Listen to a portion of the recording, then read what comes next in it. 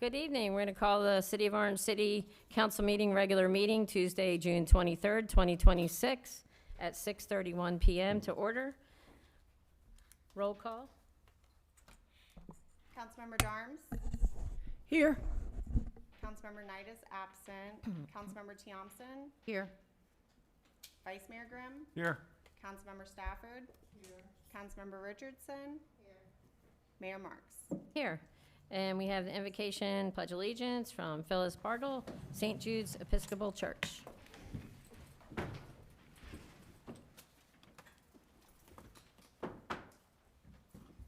us pray. Heavenly Father, in your word you have given us a vision of that holy city to which the nations of the world bring their glory.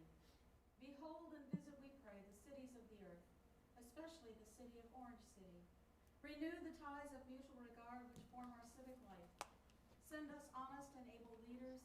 Enable us to eliminate poverty and oppression, that peace may prevail with righteousness and justice with order, and that men and women from different cultures and with different talents may find with one another the fulfillment of their humanity. Through Jesus Christ our Lord. Amen. Amen. I pledge Allegiance to the flag of the United States of America and to the republic for which it stands, one nation, under God, indivisible, with liberty and justice for all. Thank you.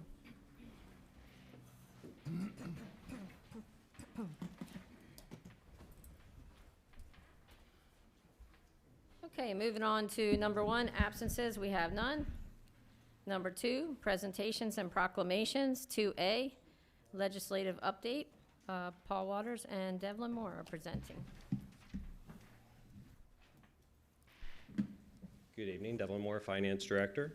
So over the last few weeks, I've had an opportunity to attend several webinars as well as the annual conference hosted by the Florida Government Association, or the Florida Government Finance Officers Association. I've learned quite a bit about bills that may have a budgetary impact on the city or finance as a whole.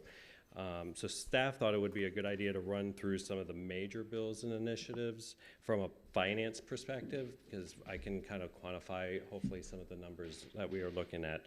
Obviously, what I'm going to go over tonight is not all inclusive. These are just the major actions that will either impact the revenue, budget process, or financial reporting going forward. The first is property tax reform. I'm not going to belabor this one because we discussed this at the last meeting, but just to recap, the projected impact in 2027 should the property tax reform pass would be $1.3 million to the city. In tax year 2028, we're looking at $2 million. And then beyond that, the exemptions are going to increase pursuant to the Consumer Price Index. And also, as part of the legislation, the legislature has been authorized to put in additional property tax reform going forward. And it's important to note that any future property tax reform would likely be passed through general law and would not require the vote on a ballot. Some key components of the property tax reform that I do want to touch on is first, we've received clarification that there is no dedicated state trust fund or guaranteed backfill. The funding would continue to be available through the current legislative appropriations process, which, as you know, is a competitive process and is generally tied to capital outlay. The second is the non-homestead cap was reduced from 10% to 5%. That's not going to have an immediate effect on the city, but should there be a downturn in property values, it's just going to be a slower recovery process from that period. And then lastly, the bill does indicate allowable uses for ad valorem revenue. And there's still a lot of questions about that piece, and what we were told at the conference by the Florida League of Cities is most likely there's going to be further clarification on this should the bill pass, so we will monitor that. The next bill is Property Tax Administration, or SB 4F. And what this does is it changes how many votes will be required to pass a millage by using a rollback rate rather than the maximum millage to trigger the supermajority and unanimous votes. So in the past, the Department of Revenue would calculate the maximum millage. So for instance, last year, the maximum millage was 7/10 higher than the rollback rate. And as you'll recall, the rollback rate is the revenue neutral rate that generates the same amount of revenue as the prior year, less new construction. What I've done here is I've illustrated the current baseline, new baseline, and the number of votes that would be required for each.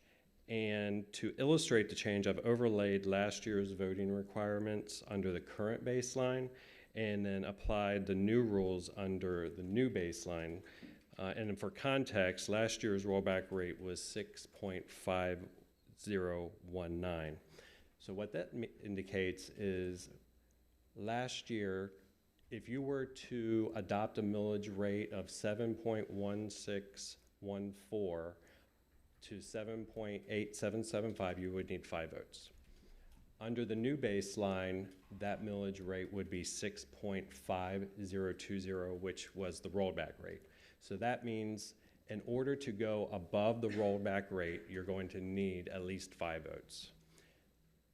Then if you look down under 7.8775, so any millage rate above 7.8775, that requires 7 votes. Under the new rule, if you apply it to last year's rollback rate, you would need a unanimous vote for anything above 7.1521. I know that's a lot, I apologize, but I just wanted to set the stage because we've got the budget process coming up. This has passed the legislature and is awaiting the governor's signature. Then we have taxation, House Bill 7031. The big one on this is the card room tax change. So the state card room operating tax has been reduced from 8% to 5%.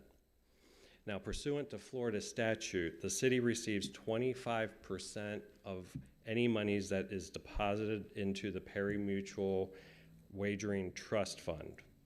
What I expect is that the city's share will be reduced proportionately to compensate for that decrease from 8% to 5%. So I anticipate a loss of revenue of $82,000. So if you take what we're currently projected for fiscal year 26, $220,000, the new revenue will be $138,000. And this is one that we're going to monitor closely because we're still waiting to see how or if the city's proportionate share, if they increase that 25% to make us whole. I'm not sure that's going to happen. The second component is the mobile home park assessment cap. That creates a 3% annual assessment growth cap on qualifying mobile home parks, and on the slide I've indicated there what the requirements are to do that. We don't know what the implication is yet of this. According to the final bill analysis, the recurring loss is about $65.2 million to cities. Again, this is one that I don't think is going to impact us immediately. It would be a situation where there's a downturn in property values and it's just going to be a slow growth. So that one I'm not as worried about as with the pari-mutuel. That's unfortunate. This one has passed the legislature and is awaiting the governor's signature. And that's as of this morning at 8:15, I think. Next, we have the civil traffic violation penalty distribution, House Bill 925. This one reduces the city's share of certain civil traffic violation penalties occurring within the city limits. So what they've done is they've reduced the city's share from 50.8% to 28.2%, and then the offset is being given to the clerk of court. The estimated revenue loss on this bill is between $9,000 and $11,000. This one has been signed into law. Next, we have the Local Government Financial Transparency and Accountability Act, House Bill 1329. This is more of a procedural impact and not a direct monetary impact. This is the one that was brought up at the last meeting where the City Council will be required to go through a budget cutting workshop.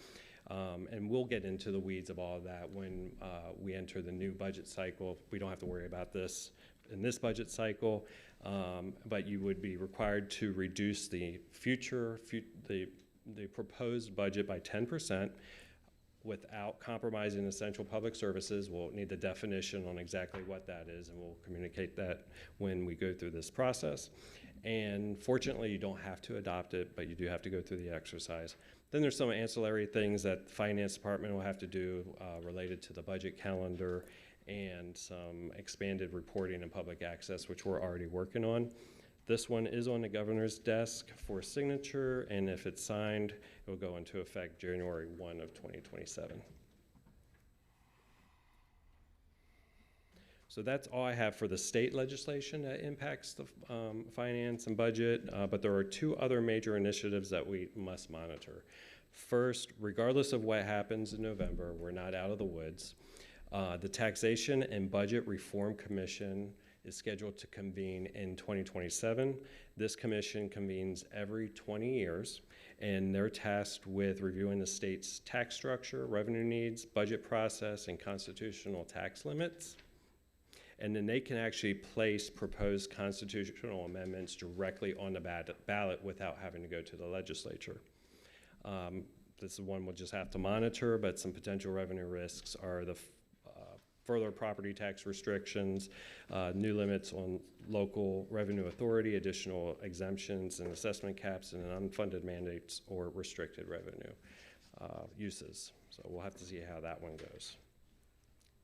The last one is actually a federal initiative, and it is expected that it will be enacted by the Office of OMB and the federal government. It would go into effect on or before October 1.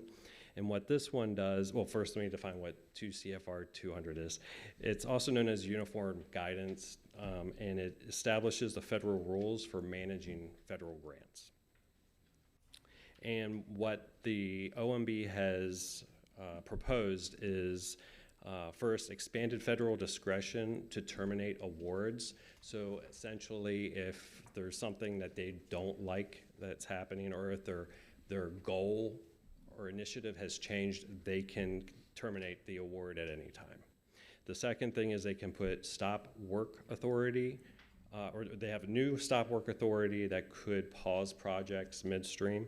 There's greater compliance and documentation requirements that city staff will have to follow through with, and there's more uncertainty around whether awarded funds will be fully received. So if they would complete a project, they could technically terminate the award before paying us the full amount. Obviously, there's some potential risks with that, higher cash flow risk, and then of course, any costs that may have been incurred prior to termination of the agreement or a stop order may be on the backs of the city. So this is one that we're monitoring closely. It's our understanding that this is most likely going to pass, but I'll be happy to report back what ends up happening with that. So that concludes my section. If you don't mind, I'll turn it over to Mr. Waters to wrap it up. You want to do questions at the end? Sure. Okay. Mr. Waters? Good evening, Council. Paul Waters, City Attorney. So yes, these are bills, these are legal issues, but the subject matter is finance and fiscal matters. So that's why the Finance Director is presenting these issues. As you know, each of these bills goes through committees in the House and the Senate. There's always a House version of the bill and a Senate version of the bill, and they always merge and become one bill. And there's always a final bill analysis. So if any of you have any questions, we can provide you with the actual bill analysis that the legislative staff produces. And there's a lot more to these bills than this is kind of a high-level overview. I mean, there's a lot of minutia of detail. So if you're interested, I'd be happy to email you the bill analysis, and then I can follow up with you if you have any questions. As far as the Save Our Homes, that's the big one. That's the homestead tax exemption, the ballot amendment. There has been at least one lawsuit filed so far. It was filed last week, and it's challenging the constitutionality of the ballot language. And the allegation is that the ballot summary is unconstitutionally misleading. If they're successful in that lawsuit, it's filed in Leon County, because that's where you sue the state. You sue them in Leon County. If they're successful, that means it doesn't even make it to the ballot in November. So it's still a salmon swimming upstream. So we don't know if it's even going to make it on the ballot.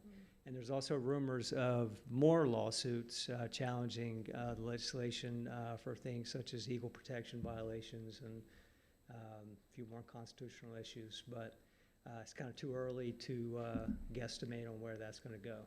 So other than that, this is more subject matter specific to finance and accounting stuff. So if you have any legal questions, I'm here. Who's promoting the lawsuits? Fran, you have to address the chair. I'm sorry. Go ahead. Who's promoting the lawsuits? So the plaintiffs in the lawsuit is a nonprofit organization. It's called Save Our Voters from Misleading Ballot Language. So you know the ballot initiative is Save Our Homes. So they've created Save Our Voters. And there's also 2 individuals, plaintiffs, that have come forward. So Interesting. Council, any questions or comments? No? any Okay. subject matter questions about finance and accounting that Devlin could assist you with? I don't think so. Thank you. Okay. Thanks, you. Evelyn. Thank you. Thank you. All right. Okay, moving on to 2B, finance budget presentation. Devlin Moore. I feel like we just saw this. Hi, Devil Moore, Finance Director. I promise you, this is probably going to be the shortest presentation I've ever given to you. Yay! I knew you'd be excited. It's important. It is. But the finance department's not asking for anything. So I will show you what that looks like here. So you're familiar with this slide. First of all, the finance department is made up of 11 people. 7 are in the finance side, 4 are on the utility billing side. Utility billing is funded by the Utility Enterprise Fund. On the finance side, we're looking at a 1.6% increase. The increase in personnel services is just attributed to the placeholders that are in place for the different fringe benefits. We're still finalizing health, workers' comp, and so that's what you're seeing in a lot of the other presentations as well. The operating expenses are increasing by a little over $5,100. That's because we are required to bring on a consultant to help conduct what's called a GASB 75 valuation, and it's done every other year. So last year it was $750, this year it's more, but it's required, and that information is put into our annual financial report. And for anybody who's interested, GASB 74 has to do with other post-employment benefits and how that's calculated. The department has 2 replacement computers that have met their useful life. Utility billing and analytics, they actually have a net decrease. Personnel services is a decrease of true up with salaries. We've had some personnel changes. And in operating expenses, the increase is twofold. It is due to increases in fees for our census metering software and our utility billing software. And then we're also transferring some training costs from the water utility, which is a different cost center, into this department. So it's a net transfer from water utility to utility billing. And that concludes my presentation. Wow, that was quick. Yeah, Council, any questions, comments? I do. Go ahead. So on your operating budget, the total that you're requesting for 26-27 is 658,671, and then for the operating budget for utility billing and analytics is 444,788. Those two added together. Tell me what your total budget overall is, like a bottom line number overall city budget. How much money does the budget have both of those combined, and then how much of that is personnel services? Because I know we had a percentage last meeting or meeting before of how much of the budget actually goes to personnel services. Okay. So I'm wanting dollar amounts. Do you have that off the top of your I head? do not have it. Ish. Dangerous for me to do so because there's so many numbers in my head. But if it would be okay, I will be bringing that back at the next meeting in detail. Yeah. Unfortunately, you guys will be listening to me for an hour probably, but Yeah. I'll have all that information. Yeah, just Is that just okay? the overview of what our total budget is, what we have. This is our piggy bank, and this is how much of it goes to personnel services. Absolutely. Thank you. Yep, I'll do that analysis and I have a slide for you. Thank you. No problem. Anything else? Thank you. Anybody else? Okay, Thank you. thank you so much. Okay, moving on to 2C, Development Services Budget Presentation, Joe Ruiz. Yes, thank you, Mayor, City Council, respected members of the public. Joe Ruiz, Development Services Director for the City of Orange City. Just like Devlin's presentation, this should be fairly short. So when looking at the Development Services budget, our department's comprised of two divisions, which is Planning and Zoning and also the Building Division. When we look at this proposed fiscal year coming up, what we're proposing here actually is a net decrease of close to $7,000 in personnel services. Part of that is wages and adjustments on the turnovers and things like that. We had very seasoned staff that was here that has retired, and so newer folks and not as experienced, obviously, the dollar amounts for hourly has decreased. So that's what you see there. Operating expenses, there is a net increase of $35,000 in those operating expenses, and so we'll kind of go over what the two affecting items for that currently are. So one of those is an impact fee study that we're proposing, which is we're averaging about $45,000 in the budget for that study. Our impact fees in September will be 4 years since we last updated them in 2022. And so state statutes that changed a few years ago and further clarified in some of the financial reporting items that affect finance and Devlin's team. There's a cap on how much we can raise every year, and we cannot update impact fees more than once every 4 years. And so being that we're coming up on that, staff has kind of evaluated that we believe our impact fees are fairly low compared to adjacent municipalities and kind of what those going rates should be for our city. So we think it'd be prudent to get an impact fee study going for next year as new construction continues to come in. The other item that we've looked at and we've put into the agenda because the City Council has received some concerns about it is a land development review or land development code review from an arborist to look at our tree code, Chapter 11, and also our tree planting code in Chapter 10. What staff did is we propose it to you for you to look at. We have looked at the code. We have done an analysis of adjacent municipalities, of Florida-friendly planting list with UF, which is essentially the regionally accepted standard for planting. And we found that we believe our code has no issues with street trees and things like that or planting requirements. However, it is all for your consideration should you all desire that. However, we do not recommend adding that to the budget. Yeah, it would be essentially a review for an arborist to look over those codes and consider that. So our stance today is we don't believe it's needed from a staff level.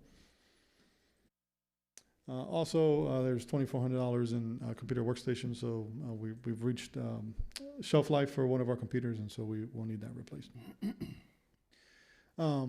One thing I do want to emphasize on, and one of the items that will be presented to you is a position request for a planning technician.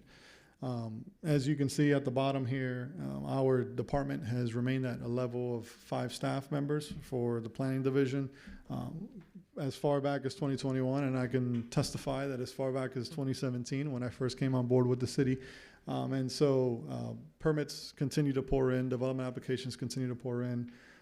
There is a need to provide assistance to our department as we continue to get demands from the state and requirements that the state requires. One of the items you'll be seeing in a little bit from me as well is that now the state pretty much as of July 1st states we must receive everything online, right? So it kind of makes us continue to work forward on our permitting process and our permitting updates and software updates. However, they're kind of hamstringing us and making us even try to be more efficient, right? In their words, of trying to get permits pushed through and permits approved.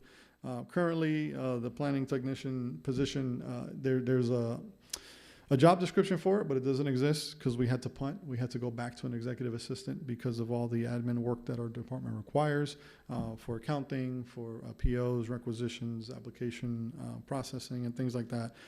So really, the planning technician will provide big support for our department from the executive assistant level, as well as also our planner one position, who does essentially all of the building permit reviews from a zoning perspective. And so really, when you consider residential and commercial, we average about 1,000 building permits per year. And if you remember from the state of the city, I think there was close to about 400 development applications that we received. And so those continue, the demand continues, and obviously, as you can see, our department has not grown.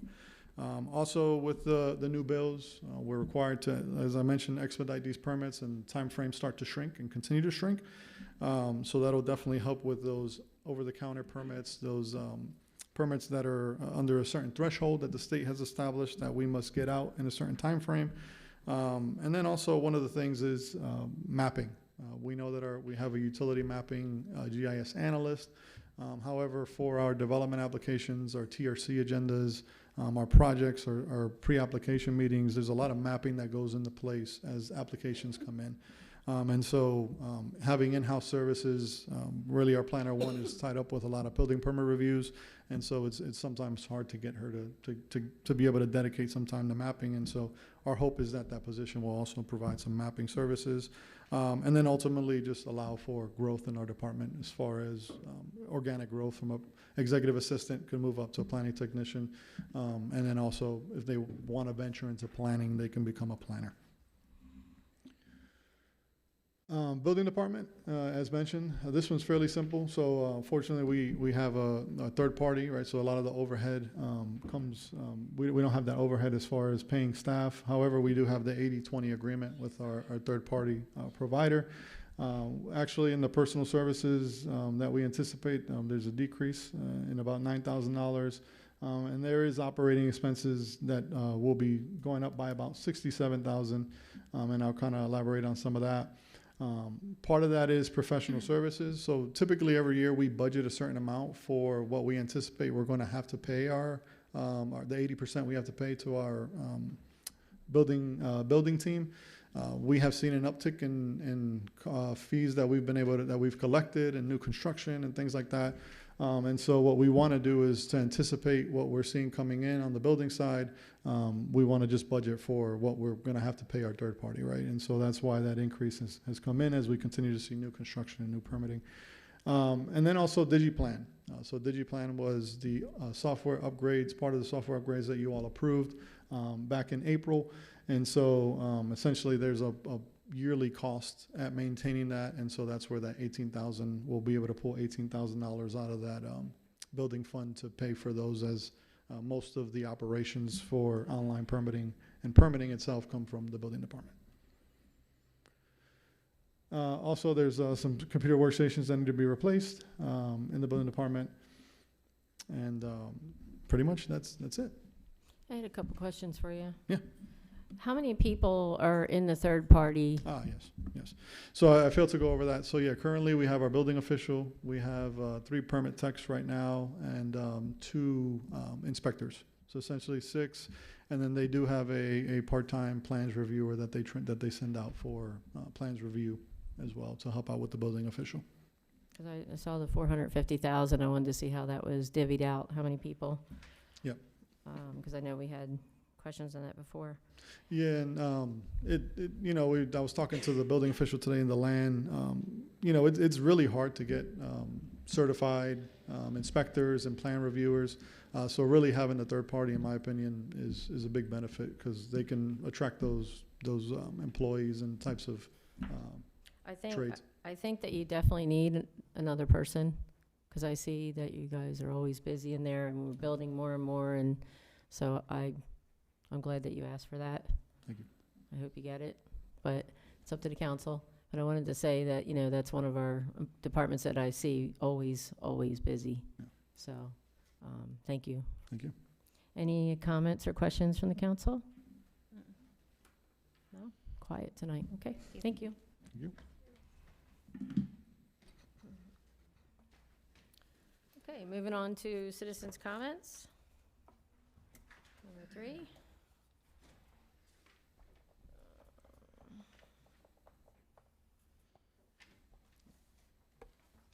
Mark Dickinson.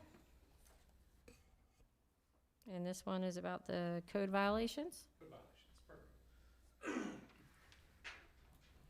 Hey, good afternoon. Mark Dickinson, address is confidential. I was going to give you guys just a tip. I've had several people come to me about complaints about people filing code enforcement complaints against them. Well, everybody has to follow the law. Everybody has to, accept those rules when the council votes on them. But I think it's time to vote to change the rules so that we can have absolutely no code violations. Make sure that everybody can do with their property what they want to, because that is apparently what one of your members of the council here is doing. The mayor has brought a motorhome to her home, and neighbors have come to me because I guess they don't know what the city's going to do. But that's my suggestion, is just get rid of the code about having your motorhomes and RVs there, your house.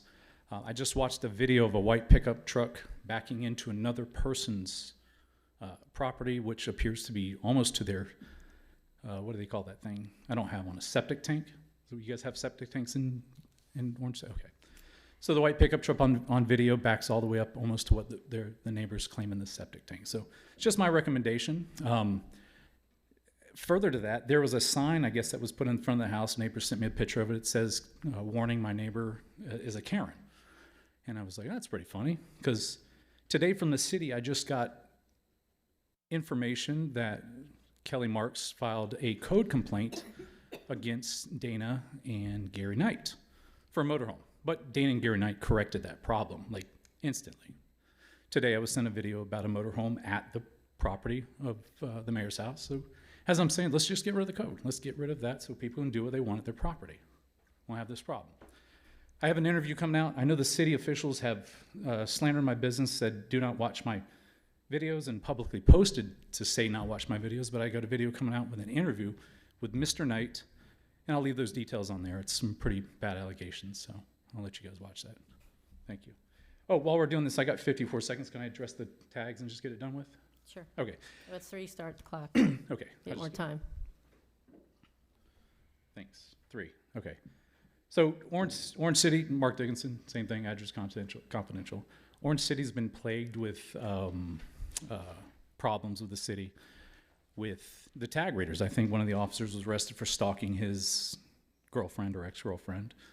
That happened here. I think there was an admin that was demoted because of maybe the investigation. I don't know. I don't know if that's the case. However, Orange City doesn't pay anything for tag readers. And there's a lot of people that have been cutting down tag readers. And I don't want to see property get damaged. But what I think the city could do is, since there's only, I think, 4 or 5 tag readers here, and there's only a few operators, is just suspend the use of the flock tag readers. It would be great, because our society now is changed. You guys know everything about us, and we know hardly anything about you. I couldn't get any one of your addresses from the clerk, because it's all confidential and protected, just like mine is, because I'm former law enforcement. When I looked at the operators that were on the tag readers, the operators that were on the top 5 of the uses of those were those officers that I've featured in videos for excessive force on an 80-year-old man or 79-year-old man, unlawfully arresting a man when his kid has a warrant. And one of those officers was even terminated, I remember, or forced to resign for untruthfulness and lying. He was the top one on there. You guys won't lose any monetary value of it, and I don't think there's been any successful cases of it, but I would recommend that just do it. Let's suspend the use of the tag readers, because until we can get control of the police department, because you got another officer on suspension right now or on admin leave. I've been told it's possibly 4 tag readers. I don't know. It's all suspicious because you keep everything quiet. But let's just suspend them. We don't need that anymore. We don't need to be surveilled. We don't need it. So that's it. Thank you. Patrick Murphy. This one is, Why don't I start with the Oak Avenue? okay, Okay, that's what I had. that's a shorter one, and I promise not to take my 3 minutes. Anyway, Patrick Murphy, 678 Swan Range Road in Orange City. We all know that the Oak Avenue crosswalk construction has started. That's great. And we're absolutely looking for the beautiful crosswalk and the safety features of that. But I just wanted to point it out that that does have an impact to the local businesses right there, particularly Panny Pan. And I think there's a dentist right at that corner as well. And my question would be, can the city do more with signage telling people how to get there? If you approach Graves from the east side coming down, you really have to have local knowledge to know how to get to Panny Pan.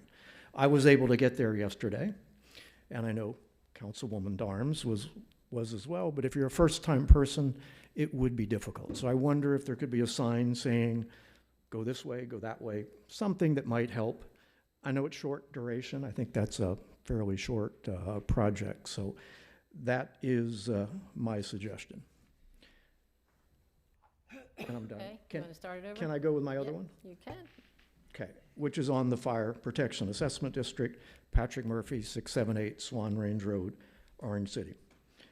I am very much in support, certainly, of a continued dialogue about whether or not this is a tool that you might use in the future if we have a reduction in ad valorem taxes. It's revenue neutral. Now, I know it's a new tax, it's a new district, so a lot of us sitting out here say, I don't want new taxes. But it's designed for that $1.3 million reduction that's possible, probably likely, to be replaced. There's nothing more near and dear to all of us than fire protection. If there was another one, it'd be police. I wish we could enact a police assessment district as well, but the state won't allow us to do that. There's also a piece of this, and near and dear to my heart, is money for the new fire station. And this does allow you to have a mechanism where there might be some funding that does go into that. Again, you control this, you control the exemptions, right? Which would be a big thing for the older population, fixed income. You can decide who's paying reduced or who's paying nothing. And I will point out that other cities have adopted this as a mechanism. And Anthony Pupello, who is here, pointed out that 15 years ago, the city talked about it. So it's not something new, but it's something that I recommend. Thank you. Thank you. Okay, moving on to number 4, the consent agenda. We just need a motion. Madam Mayor, I'll make a motion to accept the consent agenda. A second. We have a motion, we have a second. Any public comment on this? Seeing none, we'll bring it back for the question. Councilmember Thompson, Yes. Vice Mayor Grimm, Yes.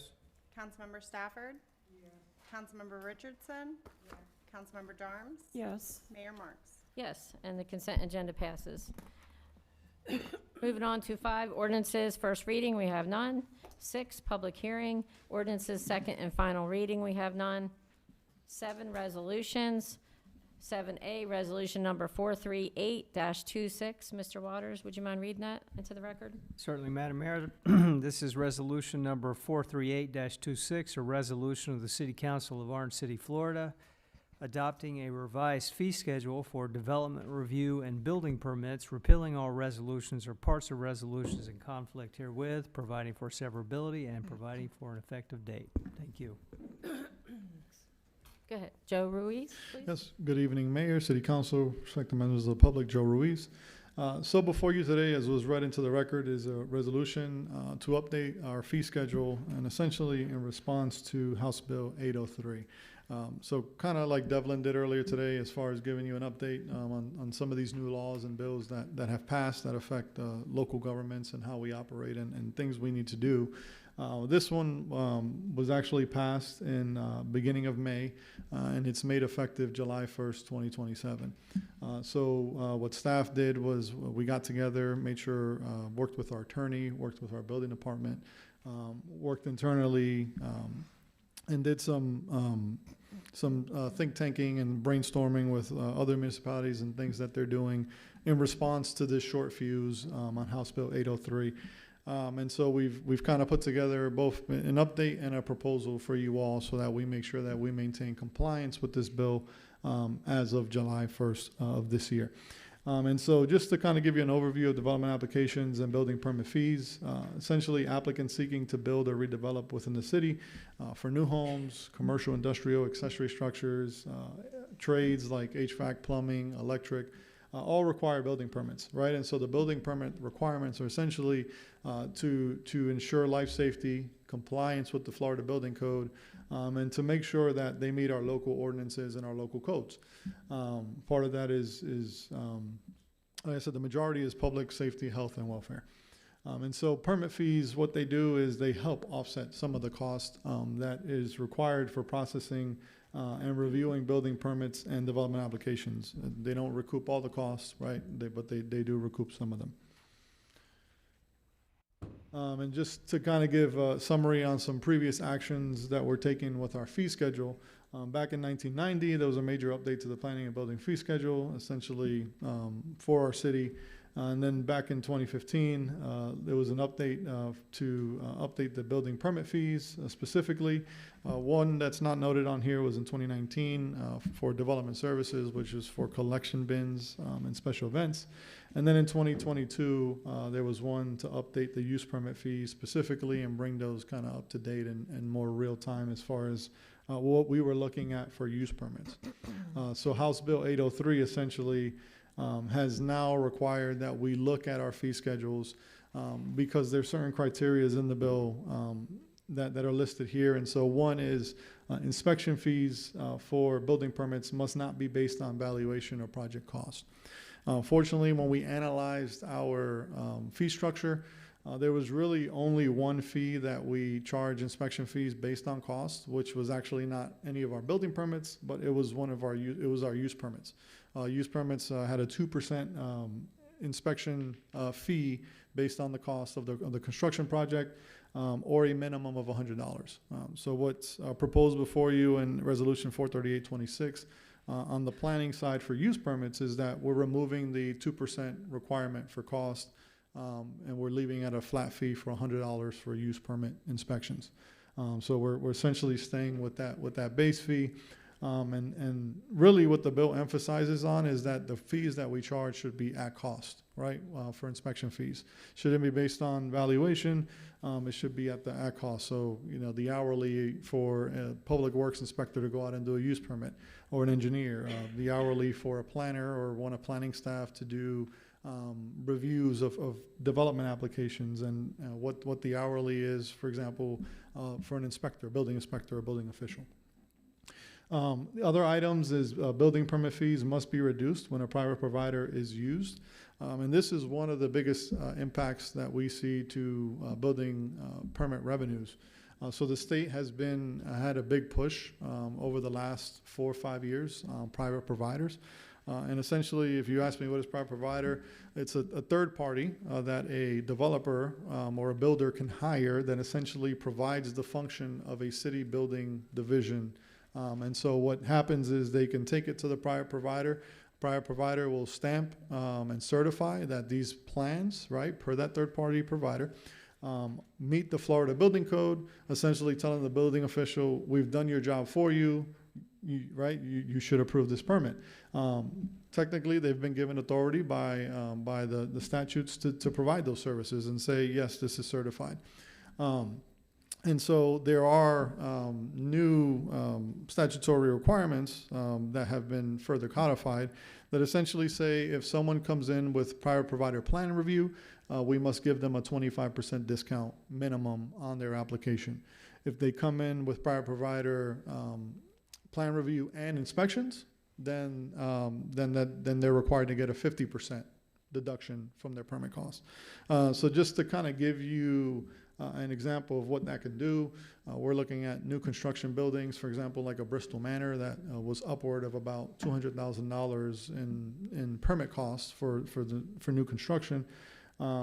With private providers, they're pretty much saying cut that in half, and if they do private provider from start to finish, you can only charge them 50%, right? So it depends on the services that private providers are giving them and what they're electing for, and essentially what we're required to give them as far as a discount. So we have updated the fee schedule to essentially to note that it's 25% for plan review with private provider and 50% deduction for plan review and inspections. The other thing, interesting thing in this bill is from a homeowner's perspective, right? There's a building permit exemption, including right no permits that they're required to have for any work that's done under $7,500, valued at $7,500. And so there is exceptions to that, right? And so it has to be a single-family property or residential property, and it cannot involve structural, plumbing, electrical, or mechanical. So the dilemma that puts the zoning department in is when you look at those criteria, what happens to fences that may be under the 7,500 threshold? What happens to accessory structures like a shed and things like that that our zoning code regulates? However, if there's no building permit for us to do that, how do we regulate that? So we've answered that question kind of two ways in our fee schedule update. One is for the determination by the building official. The building official may be able to charge, or will be able to charge a $40 with the update, $40 administrative fee to determine that, right? Because there is some review that goes into that. The building official will have to look at the contract because they must submit the contract to the building official, and then the building official has to make that determination, initial letter, pretty much saying you meet the exemption requirements. There are some caveats to that, which is the trades, if they require any of those trades, and then also if it's in a flood hazard area. If it's in a flood hazard area, they definitely need a building permit. They cannot meet that exemption. So just to kind of summarize some of the fee schedule updates that we've proposed to you all today, use permit inspection fees as mentioned, update to flat fee versus construction cost percentage. Plan review, resubmittal, what we added was a fixed fee, one fee for residential and one fee for commercial. And part of that is we didn't have that, but since we're looking at cost, many times when people resubmit plans because their original plans weren't compliant, what we're doing is essentially creating an admin right fee for us to be able to accept those plan review resubmittals and process those through the system. And when we look at resubmittals, we're talking about review by our building official, by planning and zoning. We're talking about fire inspection reviews sometimes, fire plan reviews, and also utility and public works. We codified the 25% and 50% reductions on commercial permits for private providers. So the private provider deductions do not apply to single family or residential. We also, for re-inspections, we revised to include after-hours fixed fee structure. And so a lot of the times we get people who want an inspection. Sorry, ma'am. I just wanted to ask you before you went further, what did you say about the residential, that it doesn't apply? What part of that? Yeah, so private provider deductions don't apply to a residential construction. It's only for commercial. Right? Yeah, the bill kind of favors the commercial developments. And so with the re-inspection fees, what we've seen is people will request same-day inspections or after-hour inspections. And so what we've done, we established a fee in there for $150 an hour, minimum 2 hours. For that after-hours cost, when you look at an inspector goes out. Usually after hours is overtime and things like that. And so we're accommodating for that at-cost request. With the permit exemptions, as mentioned, we're adding language for the admin fee, which will be it's a $40 proposed admin fee, and just to kind of give you a benchmark as far as what a inspector per hour original contract with PDCS was, and we're talking over 8 years ago now almost. It was $75 for an inspector. So really, or $78, I apologize. So really, a lot of the fees that we're structuring, you're seeing a $75 increment per se, which is even under the 78 that was part of that original contract. And we're talking, again, doesn't account for upgrades and cost. One of the other items we updated was the state surcharges. Some of the references have changed. So it used to be DCA, now it's BCAI, which is Building Code Administrators and Inspectors. So we're updating that to make sure that it meets state statutes. And other fee adjustments that we've made in consideration to at cost is our use permit, refundable security deposit. So we have had an uptick in use permits. As you can all see, all the people working and doing a lot of the fiber optic work in our cities and cities near us and all throughout the state. And so what we found is sometimes we have compliance issues with inspections and permits getting closed out since they're busy and they're working. So what we're doing is we're proposing a security deposit. So they would essentially submit to us $1,000. That allows us to kind of hold that for compliance purposes. And then should they get everything done, they pay all their fees, that would just be returned to them per permit application. So really it's just protecting us, protecting our residents, as we've gotten complaints from residents about the fiber optic works and things like that, to make sure that we ensure compliance, and obviously it's refundable. The other thing that we've put in is zoning permits for the permit exemptions. So we're requesting a $150 zoning permit fee for those permits that don't require a building permit or don't require a development application. So as mentioned, the fences, the sheds, those items that kind of skirt the requirements for building permits, just so that we're able to meet compliance and make sure it meets our codes. Part of that will be what we found over the years is site improvements like paving and restriping for compliance with ADA and parking requirements. A lot of times staff coordinates, both planning and public works will go out there, but there's no permit for that, right? That's required, or there's no fee established for that. So we really want to kind of make sure that we encompass that as well in those site zoning permits. And that cost also, we've updated our zoning designation letter from $25 to $50. Our average planning staff who does reviews is $68 average on hour, right? So the $50 is actually lower than the at cost. And then we've updated the accessory structure cost in residential to $75 to meet that $78 right roundabout number. Before I make or give staff's recommendation, other items that I thought were very important to note from the bill that aren't necessarily fee schedule related. The bill also requires the building official may not review private provider reviewed plans. So essentially it's accept it, make sure all the paperwork's in, and it needs to be issued, right, from a building purpose perspective. That completeness based on the type of work, so if it's a new building, full trades, it's 10 business days. If it's something that's a single trade, plumbing, just an electric permit, he only has 5 days to review that and issue that. The other thing, which is a big thing, and it was in 2 different bills and with 2 different deadline dates, interestingly enough, is mobile home structures. Mobile home structures or manufactured home structures. By statute now, as of July 1st or January 1st, however you want to enforce that, must be allowed in single-family zoned areas. So that is a new statute. That's not something that essentially we can stop.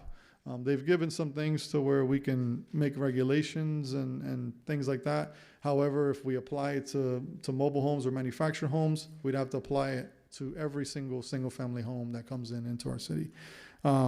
So we're looking at that and looking at bringing you that update with the future bills and requirements that we have. As mentioned, reduced review timeframes. There also is a requirement for private provider registration. So we've been working with our IT and working with the building department to make sure that as of July 1st, we have a registration portal that they can go online and register as private providers so that they don't have to submit their paperwork for every permit, right? Because we have a system that essentially has them registered with our city. And then as mentioned earlier too, all of our submittals must be accepted online. So at this time, I know I gave you a mouthful, But staff recommends that the city council adopt resolution number 438, 2026, amending the fee schedule and development, for development permit applications and building permits, for consistency with House Bill 803, and compliance by July 1st, 2026. Thank you. I know that, I know this is going to be a big, I don't want to say learning curve, but a lot to change over to online. Yeah. I know that over the years, we've had many people ask for it, so I think it's an awesome accomplishment that we'll have for the people that are putting all these permits in and not have a lot of paperwork everywhere. So we're getting with the times, if you will. So I commend you for that. I know that it's going to be a little bit hard to change over and a lot of work. But also, what I'm trying to understand is, so the bill said that you wouldn't have to pull a permit, because what caught my eye is the $7,500, anything under $7,500. And, you know, obviously people are putting sheds up and they're putting fences up, like you said, and that's the main things that we hear about all the time mostly. Or at least I do as a council person, so.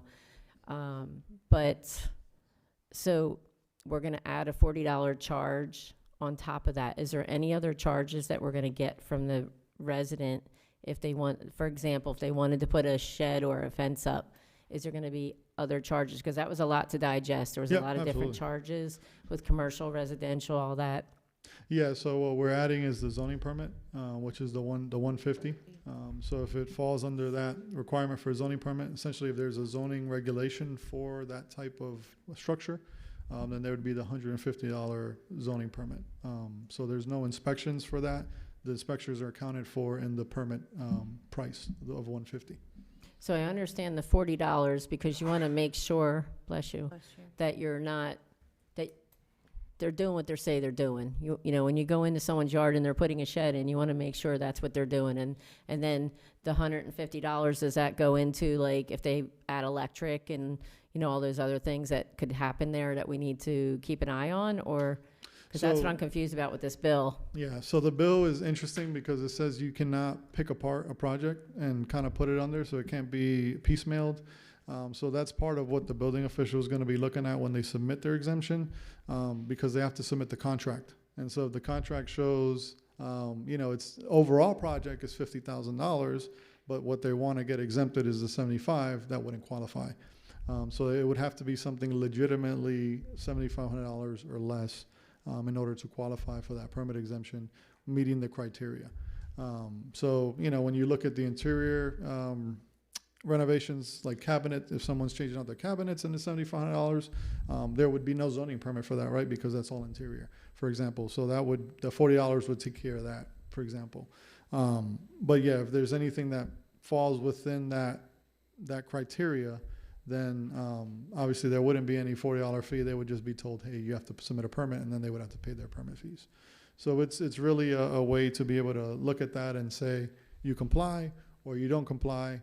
And if you meet the exemption, zoning also will be able to have a mechanism to verify and at cost get back for review and inspection of any structures that get put up.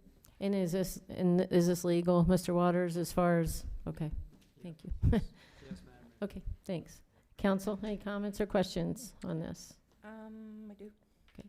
The only question I had, and I was seeing it on the actual agenda item, it says the fee updates that are required by statute, minimal impact on fee revenue at this time. So it's kind of like one of those that you say later on, we'll see if it kind of dwindles, and it'll take some time for that to be Yeah, recognized. yeah, that's correct. It's hard to guess Yeah. and gauge. If we were to get a ton of private provider commercial permits that come in, that could definitely be a decrease in revenues Sure. at that time, depending on what they elect. If it stays where it's at, then we believe that with some of these changes, we can kind of balance it out. But it all depends, right, on Right. how people use private providers. Exactly. Anything else? I had one other question, but it just slipped my mind, so it must have not been important. So what is the difference between now and this proposal as far as money for something like that?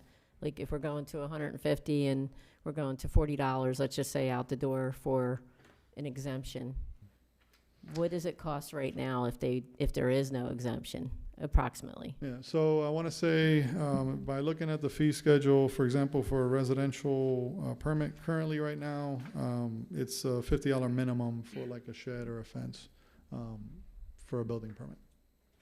So it's actually gonna go up with the exemption? Oh, I remember. Not quite sure. It depends on also if they have inspections, because they get charged if they have to do re-inspections and things like that. So then we're looking at inspection fees on top of that. If it's something that you only have to get a zoning permit for, then there's only one inspection fee, which is built into the zoning permit. So it all depends on case by case. Okay, thank you. Go ahead. I did remember. The registration portal, is that something that we currently have in place, or is it something that the state is going to, it's all kind of uniform across the state, pardon me? So we've got to build it ourselves, but it's a uniform requirement across the state. So yeah, we're So there's a building. cost involved, Um, probably, maybe. Well, we've done it internally. We were able to create the portal, and we were working on the spreadsheet this morning for that registry. So we're able to do those and kind of keep those costs internal Okay. for that. So we don't have a program for that, we're just kind of, are you doing it like on Excel or like? So yeah, it'll be a web form that they go on our website. Will be posted on our website. They'll fill out the form application. We'll get it via email, and then we'll insert that information in our spreadsheet. So we already had the program pretty much? Yep. Okay, great. And Mayor, just to add to the fee question, it may not be an accessory structure. It may be a remodel or an addition or something like that to their house, and so those currently are at $75 minimums. So Okay, I was only asking because if the state's putting this on everybody right now to take some burden off the permit fees for all the people that are trying to do things in their yards or the builders, because we hear that, you hear that all the time, right, from people to come in. I just want to make sure that we're not adding more.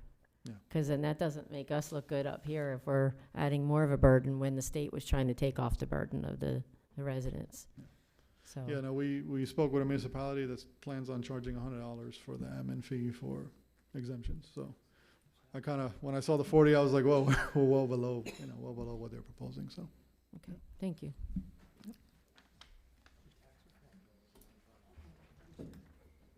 Okay, so we just need a motion. So I believe that you read the entire, what staff recommends, and I would say so moved. Okay, we got a motion, we need a second. I'll second. We have a motion, we have a second. Any public comment on this? So, Leah Brooks, so I'm trying to understand the $150. So so just talk to me like I'm, a child, like third grade. So if I hire ABC Fencing Company to come in and put a fence, that's $7,499. I don't need a permit to put that fence in, but I do need permission, I'm assuming, from the city to put the fence where I'm putting it. And for that, I have to pay $150? Is that correct? if I may, Mayor. Yes. Yes. So if it's under the threshold, it would be determined by the building official at the $40 administrative fee that does not require a permit and meets statute based on the contract. And then the zoning permit would be for the review of the location and the proposal of the fence, and then also the inspection. Because the building inspectors won't be doing those inspections. It'll be done by our either planning staff, or if it involves public works, like for parking lot improvements and things like that, those inspectors to go out and do those inspections. It sounds like a permit. I don't know the language. It is a zoning permit. We are proposing it as a zone, yes. Okay. Yeah, we have to be able to regulate what goes up and how it goes up Yeah. based on our land development code, because one thing is building code, and then we have land development regulations. So basically, the state is saying no permit, but the city's saying we're going to impose a permit and you'll pay $150. But it's just a permit in different language? Can I touch on that, please? So basically, the state has imposed on all the cities that we have to do this, and you can correct me if I'm wrong, but we have to pay employees to do this. And so instead of the building inspectors doing it and charging you more, we'll have our development services come out and verify that everything is correct or safe. Is that right? Well, that it meets our Meets the es- code. Right, essentially, a contractor is gonna have to determine that it's safe, right? Because they're Right. exempt from a permit, and so they're gonna be liable for what the work they do. Staff, however, because we have our regulations, there's gotta be a mechanism for us to be able to review that and approve that and inspect that. And that's And the so- other thing I want to point out too, sorry to interrupt you, is the state will impose these things on all the cities, and then the city can do certain things to kind of keep home rule, if you will, and, you know, take care of some things here so it doesn't get out of hand. Right. That's where what I Yeah. took from it, my take back Right. from it. But yeah, so yes, doesn't require a building permit, but it will require a zoning. Because I'm permit. not one to impose money on permits. I just don't believe in that. That's why I'm asking the questions too. And I don't want to make it more of a burden on the residents, more money. But if it's to regulate what's going on, then I'm okay with it as long as it's not an astronomical fee. Because some of these permits that you pull, especially for commercial and things, it could be a lot of money. And so you took the percentage off of, you know, on some of it, and then the 7,500 is just a whole different ballgame. Obviously, big commercial is not going to do that, but I think, and that falls over on a lot of things with the state that they've put down on us recently, that the city will do that, you know, come back and regulate just certain things to make sure that our neighbors are safe next to us and they're not building something illegally, if you will. Yeah, and I think what we'll see too is we'll see people that won't necessarily read the bill completely, and you'll see structures and things going up, and so then we'll have to deal with complaints and code enforcement cases and things like that. Absolutely. That a zoning permit would take care of. Okay. Any other questions, comments from the, no? Okay. All right, we'll bring it back for the question. Vice Mayor Grimm? Yes. Councilmember Stafford? Yes. Councilmember Richardson? Councilmember Darms? Yes. Councilmember Tiampson? Yes. Mayor Marks? Yes, and Resolution 438-26 passes. Moving on to number 8, discussions and action. 8A, discussion and direction regarding the proposed fire protection special assessment program. We had brought this up in a workshop, and it was asked to bring back under new business to discuss it, and we're going to discuss it with the council. Madam Mayor, may I be recognized? Sure. So I would like to, and just hear me out, I'd like to move to postpone the consideration of the proposed fire assessment fee until the first regular city council meeting following certification of the results of the November 2026 ad valorem tax election. This motion is not intended to oppose funding for fire protection service. Rather, it recognizes that the voters may soon weigh in on a related funding mechanism. Before adopting a new assessment that will directly affect residences and businesses, I believe the council should first consider the outcome of the election and evaluate the city's long-term fire funding strategy as a whole. And that's all I have to say. Okay. So what I was going to say is we already talked about this last meeting for a while, and it was a couple hours actually. And we voted it down, and Councilwoman Stafford asked to bring it back for discussion. So what was your point of Just to that? postpone consideration and discussion of this until we have the results of the ad valorem tax Is selection. that would have to be a motion in order? Move to postpone consideration, yes. Madam We Mayor, got a motion on the floor. We need a second. The motion dies for a lack of a second. Okay. Okay, go ahead. okay. And Madam Mayor, the reason I brought it up at that time, because we are on set deadlines. We have certain things that we must have done before that. And what, in reviewing this fire assessment plan, I would like for the staff to bring it up and just, I see the lady that did it for us before, she's here now, so we can fully understand the certain deadlines that we have to meet, how important it is for us to be prepared in case, just in case in November, this bill does pass.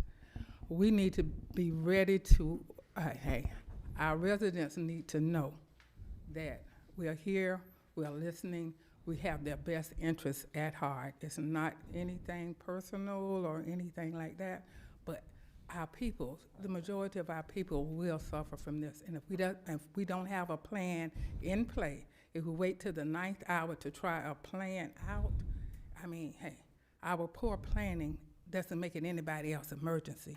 So we need to look out for our residents and how this fire assessment bill could really benefit the residents of Orange City. Because in the discussion before, they were saying what we would do. I mean, we paid for a person to come out and do this fire assessment plan for us. We've had staff to go over and over for hours, determine out how can we best prepare our people for this. And like they were saying, we reduce our millage rate, and what we reduce in millage rate, it would go into the fire assessment plan. So therefore, I mean, we had Devin, who's our finance director, our city manager, and we have competent staff to make competent decisions on what we need to do. We really do. This is why we pay them the bucks, so that they can do what's in the best interest for the city.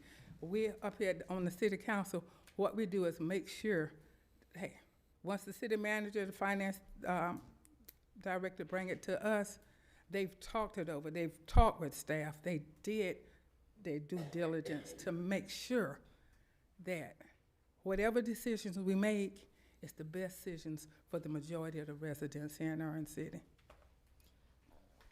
Okay. And this is why I asked for this to be brought back so we can give them direction, because if I'm not mistaken, we have a July,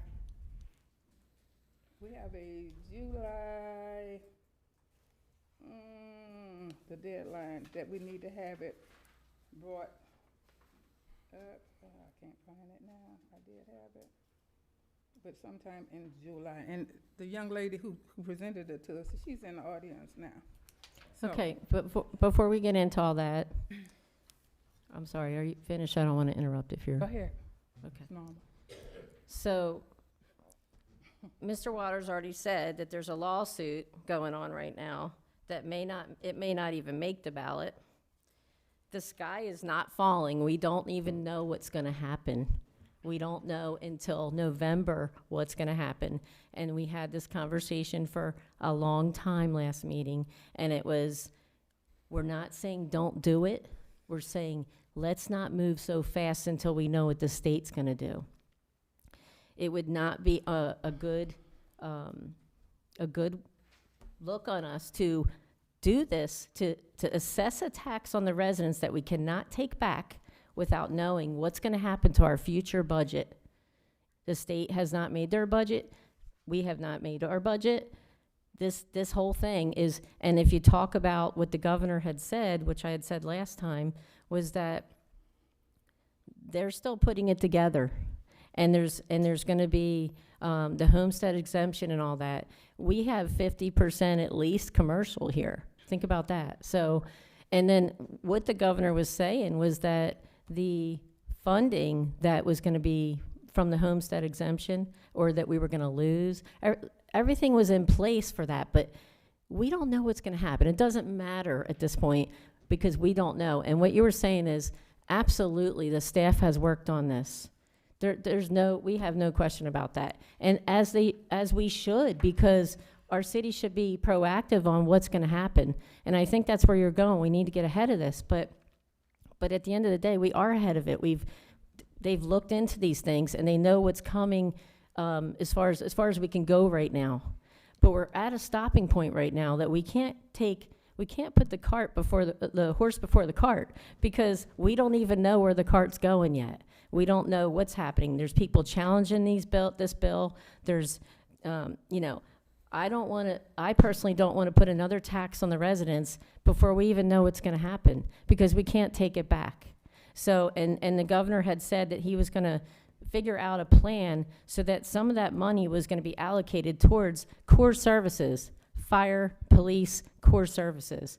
So until we know where that money is or how much money it's going to be, it's the big question mark. And for us to do that now, to do a fire assessment, would be not a good decision for our residents. I have a question for the city manager, honestly. So If the election outcome would not affect the need for or amount of the proposed assessment, explain what analysis has been performed demonstrating that the assessment would remain necessary and at the same level regardless of the election results. Yeah, go ahead. Sorry. No, making sure. So unfortunately, this is where we kind of go right and left. Yep. So as presented by staff and to council, we did a one-page document that was to help navigate what it was and why we were doing it. So I'm going to highlight that really quickly. It's a non-ad valorem assessment collected on the annual tax bill. It was to be based on a benefit and availability of fire protection, and it was to dedicate for fire services only. The primary benefits from the staff's perspective was, number one, diversify revenue availability or available revenue, support replacement of the fire station, and fund future capital fire assessments and make it more equitable. So for staff, this isn't being presented because the property tax reform may or may not happen. It's being presented as a way to accomplish those objectives. And the only way that works is if council puts this in place and also lowers the millage rate. That's back to that revenue neutral situation. So the answer to that question is it's not applicable. So I would venture to say that I don't agree, but Absolutely. I've heard things like, should the bill pass, too early to tell, Yeah. revenue neutral, money for a fire station. You had mentioned that a couple of the council, or maybe it was just you and then one other council member had gone, and you're optimistic about funding requested for the fire station as well. I think that going backwards, I think there was something in some of our, I wasn't here on staff or on the dais, but that there was something put in place to start saving funding for that. I thought that that was something that was going on. Did that go by the wayside? We had ARPA funds that we dedicated to a capital fund. Okay. And those monies are still there. But and we're using the capital funds for other we are, capital projects. we're using the capital funds to pay for the 30% design. You've invested in 30% design for all 3 buildings. Right. And right now, we're waiting for the budget to finally get adopted to see if our projects for the fire and police appropriations make it. So if they make it into the budget, we move forward with the 30% design to 100% design for police and fire, and we get that grant appropriated. It's basically an appropriation, but it's a grant. If not, we funded in the budget for us to look at moving forward either way with the design.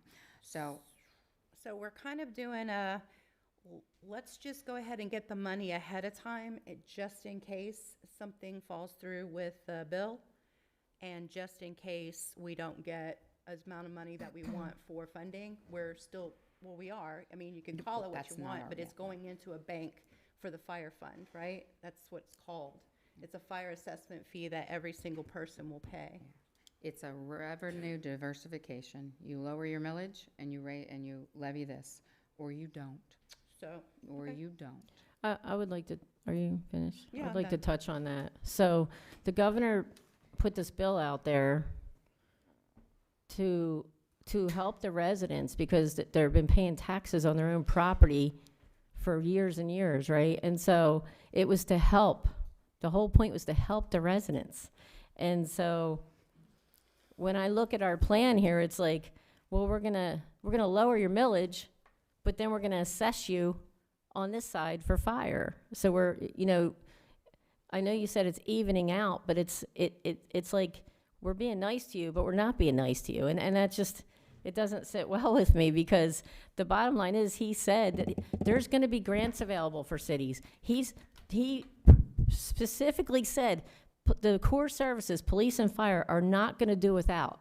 They were gonna be covered first. And the whole point was to hold cities accountable and be transparent about their funding so that so if you're not doing good with your funding right now, then you need to figure it out because he's gonna help the residents by taking that away And then the cities are gonna have to figure it out. And I know that's a hard thing to swallow for the cities, but at the end of the day, he's basically saying that we're all spending too much money on fluff. I don't know. I'm not the finance manager, and I know it's not easy, so I can't make that call. But at the end of the day, like I said, that's his call, what he's saying, and we have to follow that when it comes. We don't know what's going to happen when it happens, but it's just, it's too soon. Like I said, the council has been making a lot of swift decisions lately without thinking them out when it comes to millions of dollars of the taxpayer money, millions. It's like, oh, let's buy this, let's buy that. No, it's time to cut it back and pinch on it, because that's what he's saying. Stop doing that and think about what's most important. What's most important is our core services. We know that. That's first. Public safety, all that stuff. So, but he's saying we're not going to do without that. He's going to make sure that there's something available, you know, at the end of the day when they make that decision. We know that when the state comes down, I said this earlier, they don't always think everything out, and then things end up on the city's end, and then we got to cover it, and we're like, okay. And that's scary for us. I see all the cities at Florida League of Cities are like, what are we going to do? Because I went to Tallahassee too and rallied for that. And I would rally for that too. But the thing is we're here to represent the people, and the people are not going to want a fire assessment tax. Do they want a new fire station? Absolutely. We all want that. But there's got to be another way to do that. We've been putting money away for years for capital funds, or, you know, for police station, fire station. We've, you know, when Dale Arrington was here, I think she had started to put money away for storms, you know. So smart planning in the past years of putting money away. Why can't we stay on that? Why do we have to rush this? We know we need it, but I just don't think we should put the burden on the residents. Council, any other comments? Yes, Mayor. Go ahead. And taking to what you just said, from what I'm hearing from some of the residents, and I'm talking about some of the residents here in the city, is, okay, they heard about the assessment. At first, people thought it was good, but like they said, if we don't have that fire assessment, and if the bill passed through, if it don't pass through, if it passed through, where is that gonna leave our residents? What other revenues are we gonna have to up the taxes on, or whatever, in order for us to give them the quality of service that they're receiving now? The fire assessment, the fire assessment, all that is doing is helping us to prepare our residents. So if we don't tax you now, we're going to tax you later. And the taxes are going to be much harder on them. So why are we sitting back waiting to see what they're going to do when we have a deadline that we need to get it to the property appraiser's office by July 1, if I'm not mistaken? Yeah, property appraiser's office, so they can put it, so they can schedule it. I mean, so they can put it on the tax bill that we're going to be receiving. Why are we waiting we're going to have to do something. We're going to have to do something for these residents. And the majority of the residents that I see in Orange City are residents that's on said incomes. We have a lot of young people coming into our city, yes, but they're not here to stay. They're here to make a living and move on. They come in, they rent an apartment, they rent a house or whatever. But our residents that's staying here and not going anywhere, they've been here all their lives just about. And then if we don't do this now, and some of them, once they understand what it's all about, once they understand the fire assessment, because we all had a workshop individually with Sandy. She set us down individually. If there's any questions, I'll answer them for you now. If you don't quite understand, she did an excellent job. It was when we did our assessment workshop with them. And like you said, we talked this over at our last meeting, and it took us 2 hours to, say, but are we really thinking about the people, or are we thinking about ourselves? And that's my whole thing. We need to think about our residents that it's really, really going to affect. It's really going to affect some residents hard. real hard. Okay, At, hold on a minute. at the end of the day.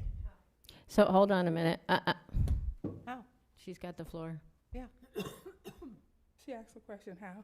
Because if we don't do this now, and we have to do it later, we're gonna have to get the money from somewhere.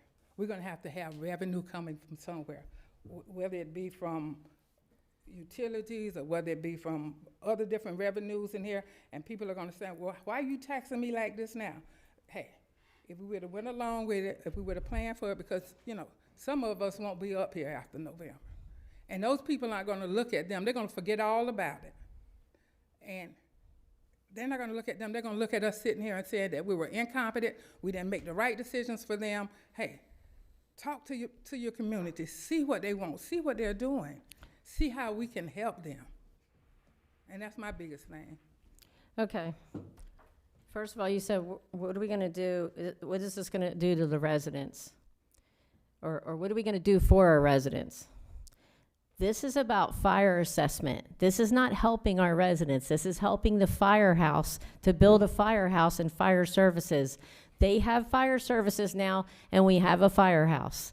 We do not know, unless you have a crystal ball, we don't know what's gonna happen, so we can't say that yet. That's the whole point, is we're up here to represent and to take care of our residents, yes. We also need to take care of our staff, yes. But at the end of the day, we don't know what's gonna happen. And you're already saying that we're gonna have to raise taxes. Do you have a crystal ball? Because we don't know that yet. And like you said, we're not all gonna be up here in November. So the council decides whether we're gonna raise taxes or we're gonna lower taxes or anything like that. So at the end of the day, it is taking care of our residents. That's what this whole conversation is about, is to hold off on it. Do we want to do the fire assessment in the future? Probably so. Just not right now, because times are tough and people are struggling. But let's see what the governor has to offer in the state of Florida, and then we go from there. Why would we do that now? That's not helping the residents, that's hurting the residents.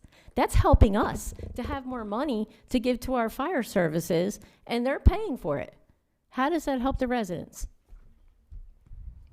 No, I do not have a crystal ball, number one. How is it gonna help the residents?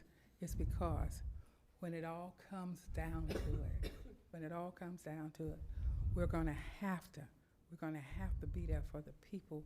And how we're gonna help them is, we're gonna do this assessment now, we're gonna do the fire assessment now, we're gonna, hopefully in the near future, reduce the millage rate, have it go over to the fire assessment. And from my understanding, the fire assessment won't only build a firehouse. This is, if I'm not mistaken, can I ask the city manager, would this fire assessment, is the only purpose for it is to build a firehouse? No. Okay, I didn't think so.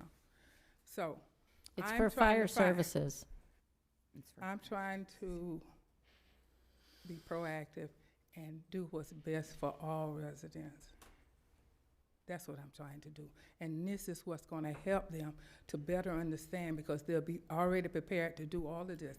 When it comes down to the possibility of increasing the taxes on different things because we don't have the money available in our city, hey, we'll still have a kitty that could assist us with doing the things that we need to do here in the city. Before I call on Vice Mayor, I just want to say I appreciate your passion. I understand why you're doing it. I just think that you're just doing it too quickly, and we really need to think about that. After Mr. Waters said, there's a lawsuit going on right now. You don't jump into things without knowing what's happening. Vice Mayor? Well, I just want to say that I've been speaking to some of my neighbors too about this, and every one of them doesn't have a problem with a fire assessment, knowing that if the house is on fire, the fireman's coming. If they got EMS, they're coming. That's number one. Number two, you got 186 homesteaded properties that pay no ad valorem taxes. They would cut into that. Number three, we'd be lowering our millage rate. Right now, we got a very high millage rate. We would also be lowering our millage rate, so.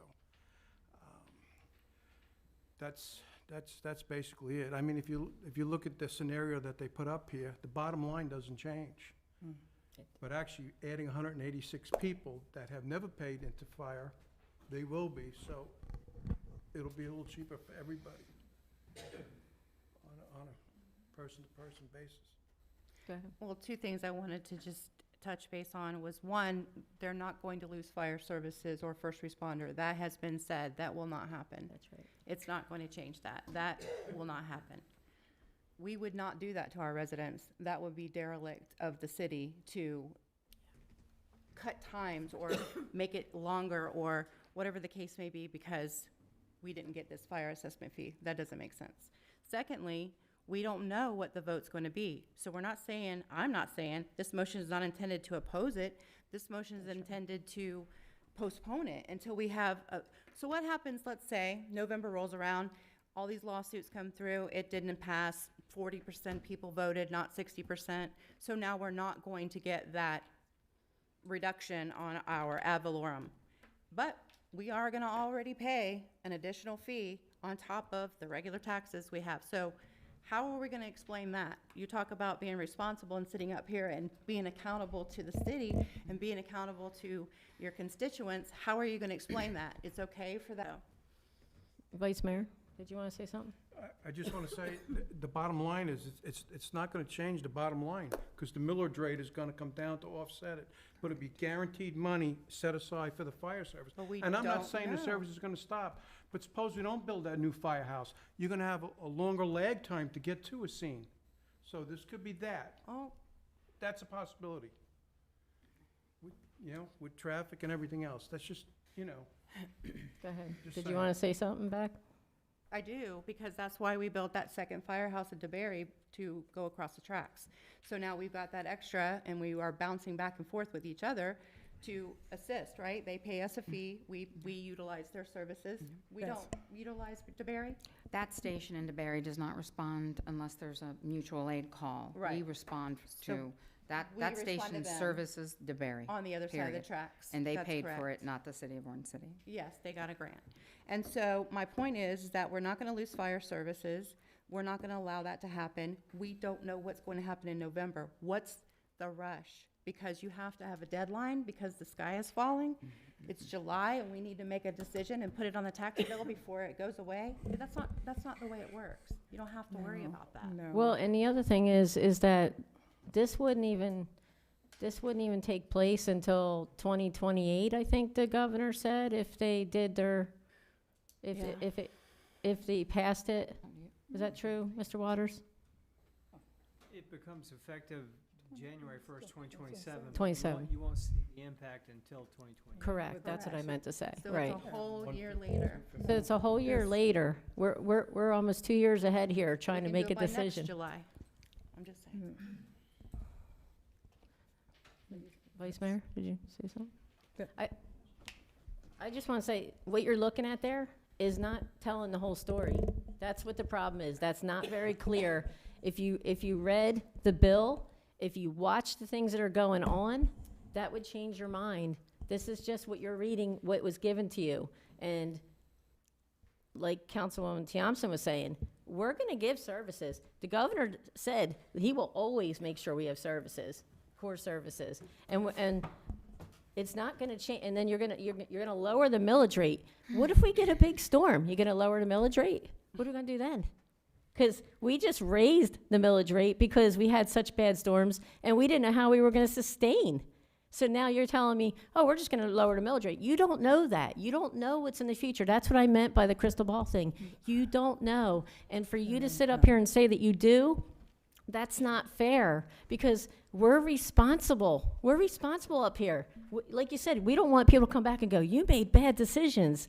I don't want that either, right? So all I'm saying is just give it a little bit of time. I don't understand the July 1st thing. Can you explain that, City Manager? What it is if this was motioned to be, go forward tonight and pass, the staff and the consultant would bring back an initial resolution on July 28th. That, if it passed, would then put the notice on the trim notice Right. to every taxpayer, Yeah. commercial, residential. So this in is the a city. rush to get it on the tax bill for the next year, which doesn't make sense when we don't know until 2027 what's happening anyway. We've been proactive on everything else, and like I said, there's a lawsuit right now. Do you want to stick your hand in that lawsuit right now? Because you don't know what's going to happen. Our residents are still getting their services, no matter what. They're getting them. And they're not paying more for it right now. They're getting their services, right? So why would we change it now until we know? I've had this conversation with our attorney. It's just not a smart move, council. It's not. Chair. And an opinion, and all of us do have those.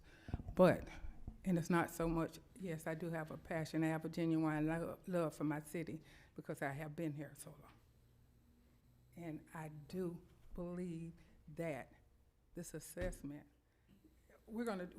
hey, when we initially did the millage rate, the first thing we said, we're gonna have it high so we can lower it. That was the initial why the majority approved the millage rate we had, because they wanted to have that play in it, okay? It's a, how can I say it? And I'm trying to be politically correct here, okay? It's a strong, just like I said, if you go out and talk to your residents and people really understand it, and like a lot of people, even the legislators have said, even though you read that bill, you can't read that bill and get any type of sense out of it. What Vice Mayor has there is sense. He see the bottom line stays the same. The bottom line stays the same. We are doing something for our residents. We are doing something for the people. And you might not see it now, and you keep saying, we're gonna do this, we're gonna do, hey, we are preparing them for the worst. We're preparing them for the worst, and hopefully we don't have to go that route. It sounds like you're preparing the government for the worst, looking out for the government and not the people, and I'm not for that.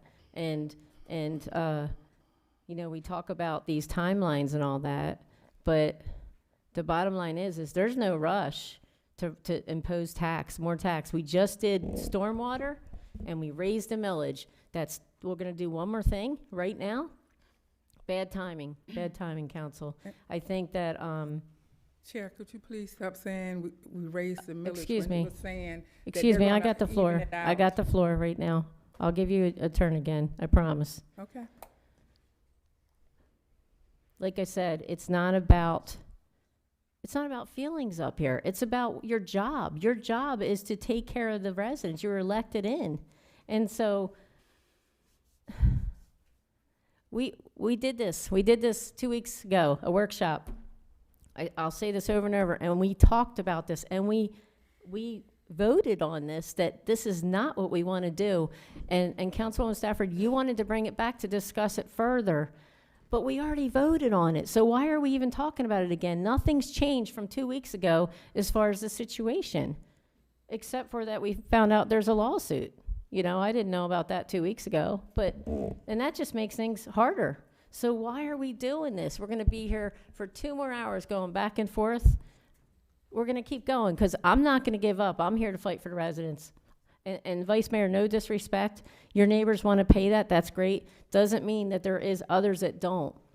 You know what I mean? Because you know, like she said, I've talked to residents. Well, so have we. I've talked to residents too. We all have, and your neighbors might say yes, and my neighbors might say no, and you know, everybody's gonna have different opinions.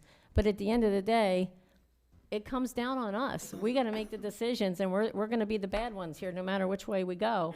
So we're responsible for the money. We're gonna have to cut the budget 10% next year too. Let's think about that, right? So we're gonna take away more. And in the hurricane season, I think they said there's 11 hurricanes out there now. We don't even know what's gonna happen. We had a couple rains a couple weeks ago, and there was flooding everywhere. So let's talk about how much that's gonna cost. If we do a fire assessment, that money goes to fire services only. It does not go to anything else.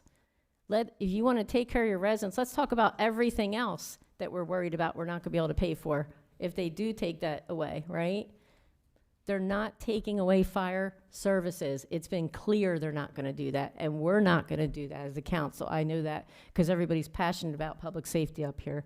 So, before you make that decision on what you see on that tablet, which was sent to you, just remember that that is just more people are going to have to pay, and you don't know what's happened, what's coming. Why not wait until we see what's coming? And if we, and then when it comes, are we going to get penalized if we wait and do it later? No. We could say, okay, we're going to do it then. We have to do it now. We have no choice. We don't have to do it right now. It's only because there's certain council members that want to do it. Okay? We don't have to. There's nobody saying we have to. I want you to know that. Vice And Mayor? Yes, sir. Christine, question for you. I know you talked to other city managers. Mhm. How many cities are looking to impose something like this? Well, DeBerry is has awarded their contract and is evaluating it, and then I know last night Deltona moved forward to put it on the tax notice, and then Edgewater. But I'll be at the city manager's, meeting tomorrow, but we've been talking at the city manager level for a while, and they are all moving toward it. As, mentioned by, Councilwoman Stafford, your legislators, such as Chase Tremont, has recommended you go ahead and look at doing this. We're just ahead of everybody else. The fact that you're having this tough discussion today, we're just ahead. You saw back in 2025 when you approved the budget to fund it, you knew we wanted to look at it, and that's what you're doing. So, but it's going to be a new tool in the toolbox for most agencies in Volusia County. That's moving forward for consideration. And that's what you said the key is. We're ahead of it. It's my exact Because point. we didn't do it because of tax reform. We Right. did it for diversification of And revenue. Deltona has 90,000 plus residents, so you can imagine what their ad valorem taxes are that are coming in.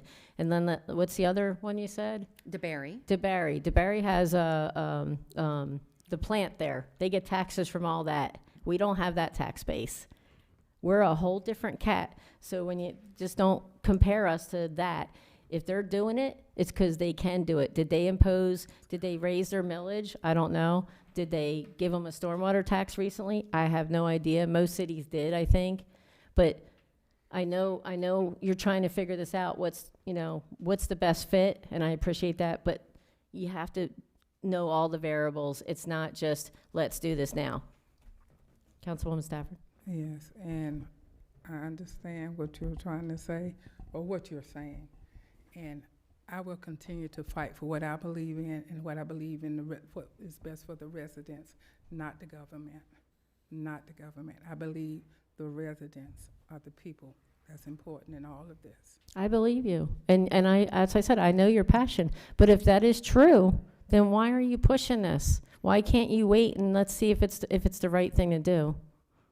Why wait? My question to you, why wait? We just went through this for the second. Okay, for the fifth time. Yeah. Hey, why wait? Because we are going ahead of schedule. She just said we're ahead. We are don't ahead know of what's going to happen. And the only reason we are ahead of the ball game is because we prepared for it. We planned for it. And so it's not an emergency right longer now because of good planning. Hey, and this is what the staff is trying to continue to have us do, good planning, so we can move forward and do what's best for everyone, the majority of the people. Council, I'll fight till the end of the night. I will be here all night because I don't agree with you. I think And that's we've what already we made can this do. decision, and why would we go back and redo the decision?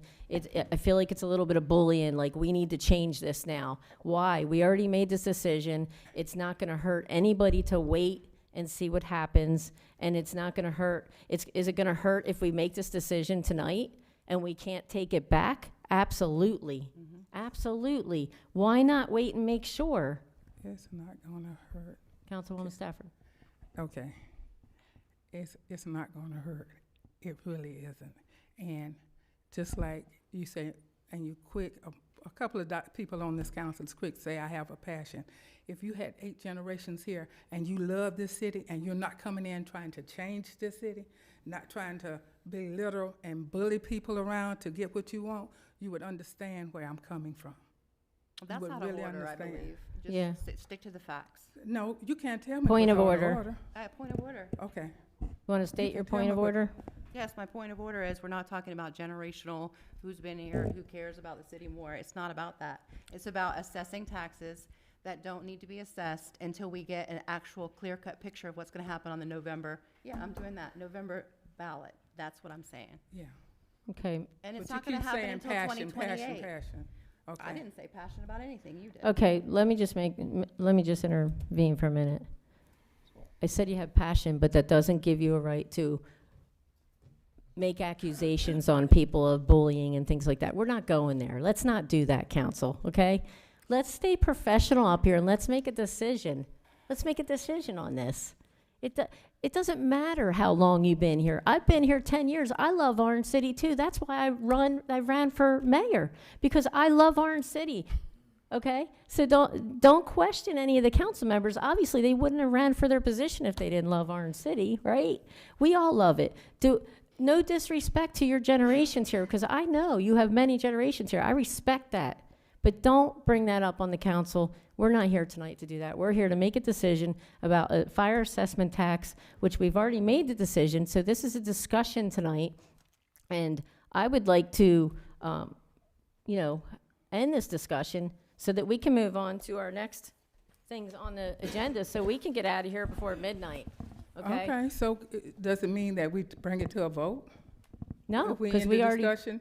Because this is the reason it came Okay. back. Go ahead. You agreed to bring it back. So okay. make a motion. I make a motion to not approve the fire assessment tax this early in the game and put it off until after the state makes their decisions. And then we can come back and discuss it again. And if it's needed, then we will do it for the needs of the fire services. I second. Any comment from the public? No, for a second. First. I got her second. Just say it, you got a first, you got a second. Would you mind stating for the record that you passed the gavel? That way there's.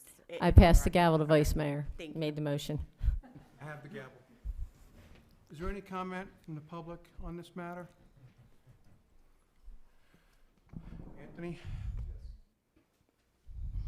That was a mistake. Good evening, Anthony Popello, 702 Montclair Terrace, Orange City, Florida.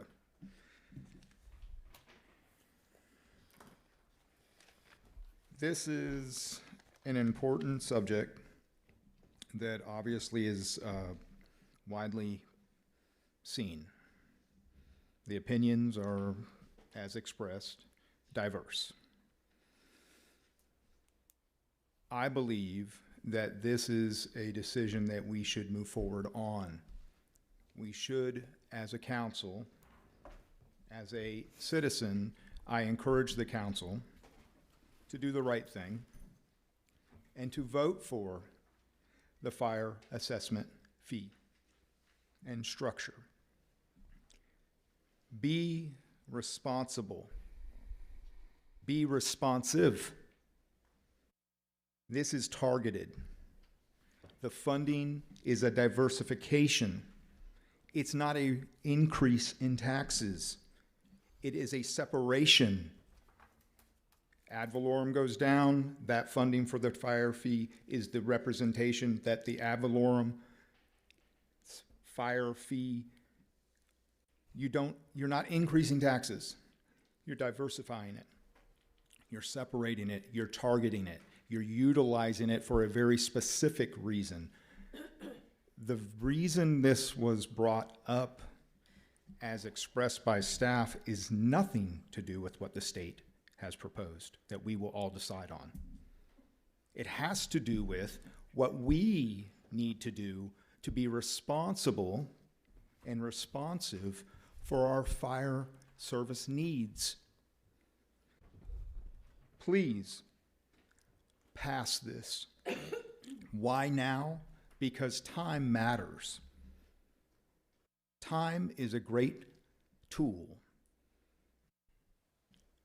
If you don't do it now, you won't be able to do it for another year. It doesn't have to do with what the state is doing. It has to do with what we choose to do. It's not an increase in taxes. The bottom line is that it's targeted for fire services. I understand the passion and difference. Do the right thing.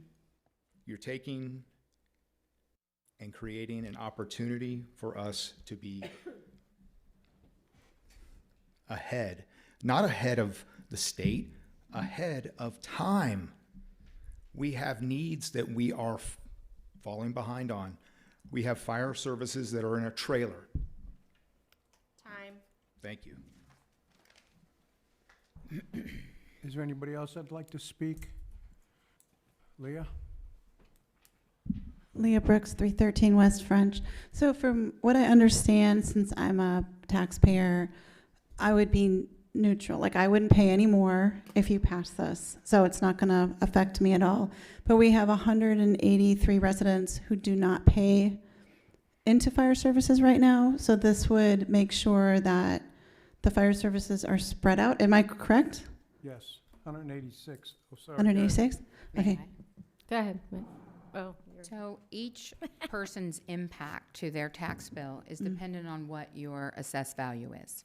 So depending on where you are, you may see a property or a tax decrease, you may stay neutral, or you may pay more.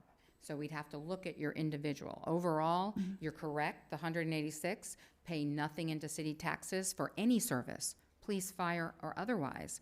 By adding this, they would then pay a portion into that fire service line item, along with commercial buildings that are currently 100% exempt from taxes. They would then pay for their fire services on the ready.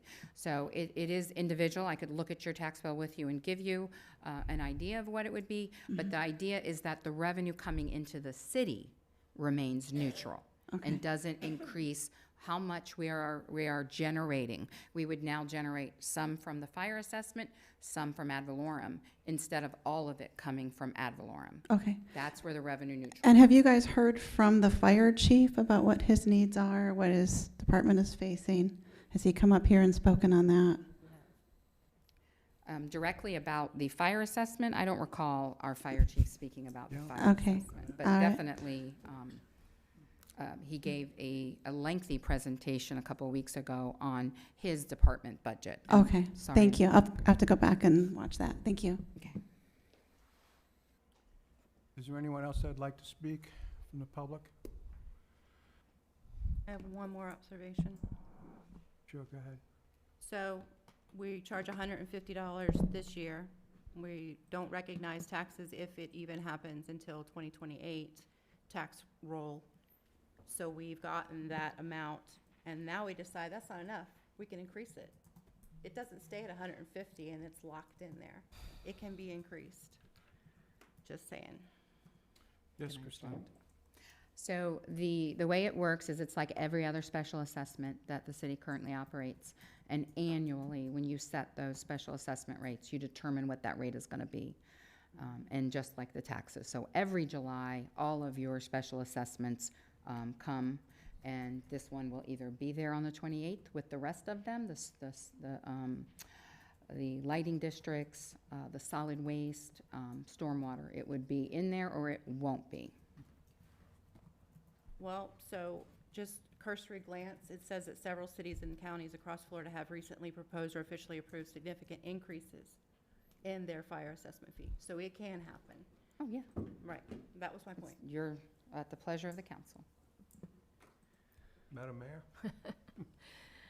So to answer your question, yes, when you were asking about would it go from both sides, I guess what I was just trying to say is you would get taxed from the fire assessment, you would get your ad valorem or your, like they're saying, would even out. But you never know when that side's going to go up or that side's going to go up. I think she just said it about the fire assessment. I was thinking about the millage rate, because if the state starts taking things away from us, we need to cover other services also, which means we may have to raise the millage rate. And that was my point, is we just don't know right now. Like, are we going to have to raise it?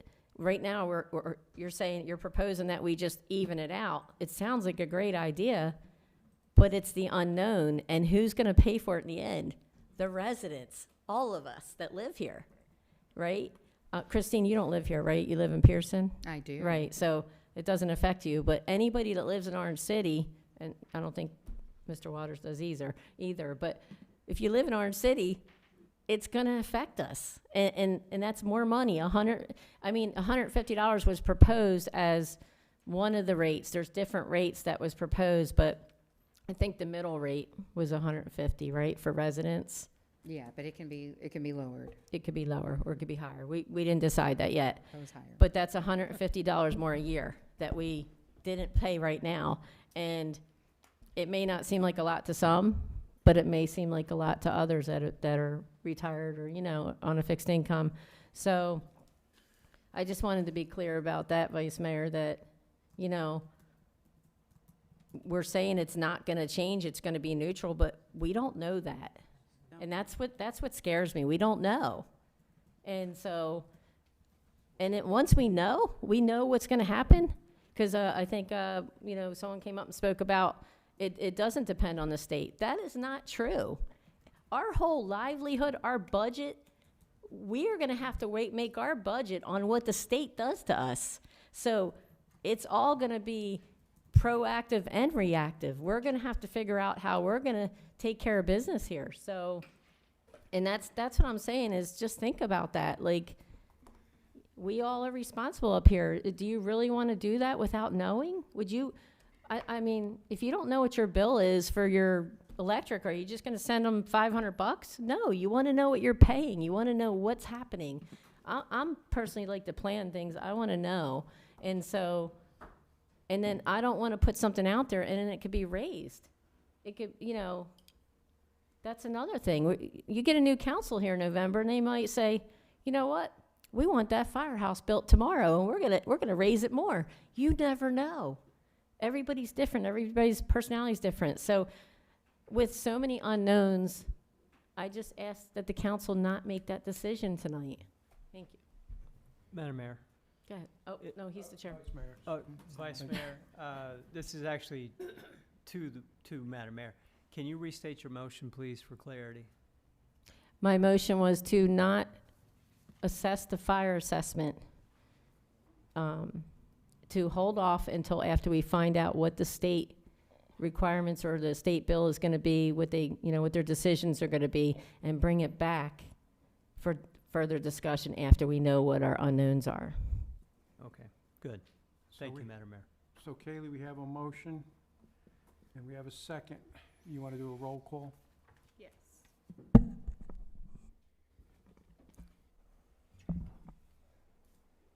Councilmember Richardson.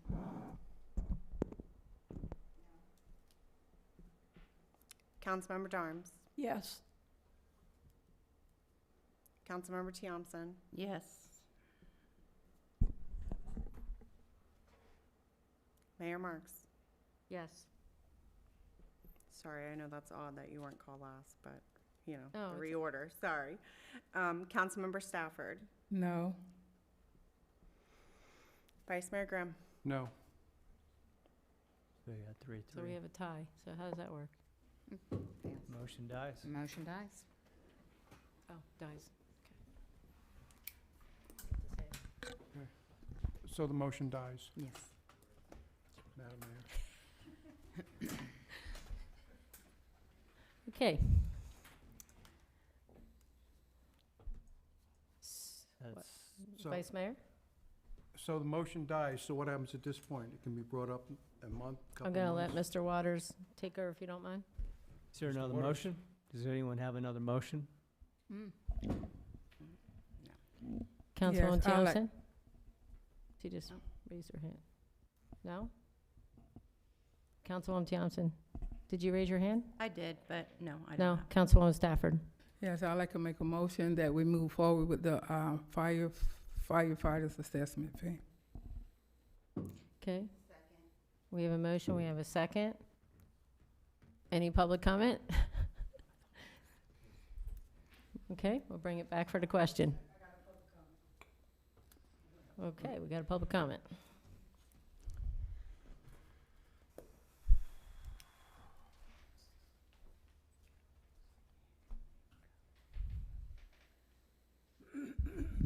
Sharon Stafford, 461 South Clark Street, Orange City, Florida. As I sit back there, I wasn't going to say anything, but I keep hearing our comments being made about we don't know this, we don't know that. You know what? We don't know whether we're going to walk out of here, but we're planning to. We don't know whether we're going to get in a car accident before we get home. We're planning not. So planning.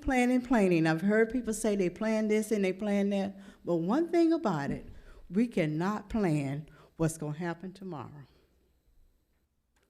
You know, we are planning for the benefit, from what I'm hearing, of the residents and the city of Orange City. And I think if I'm hearing correctly, it's a couple of the cities around, some larger than we are, some are smaller than we are, that are already pushing this plan. So why are we sitting here? Why are we not wanting to plan? We plan our life, but we don't know whether we're going to be here today or tomorrow. But we're planning based on what we've heard and the best of our ability to look at what's been said and being done. I think that I'm going to go, I'm not a vote, I can't make you all make a decision, but I think it's going to be in our best interest to move forward with the plan. Thank you. Thank you. Any other public comment?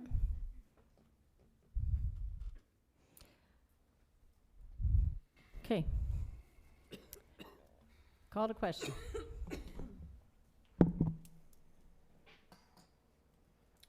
Councilmember Wait, Tiamson? before you call the question, let's make it clear because it's getting late and we're flipping back and forth. Can you restate the motion just so we know what we're voting on? Sorry. The motion was to move forward with the firefighter assessment fee. Thank you. Councilmember Tiamson?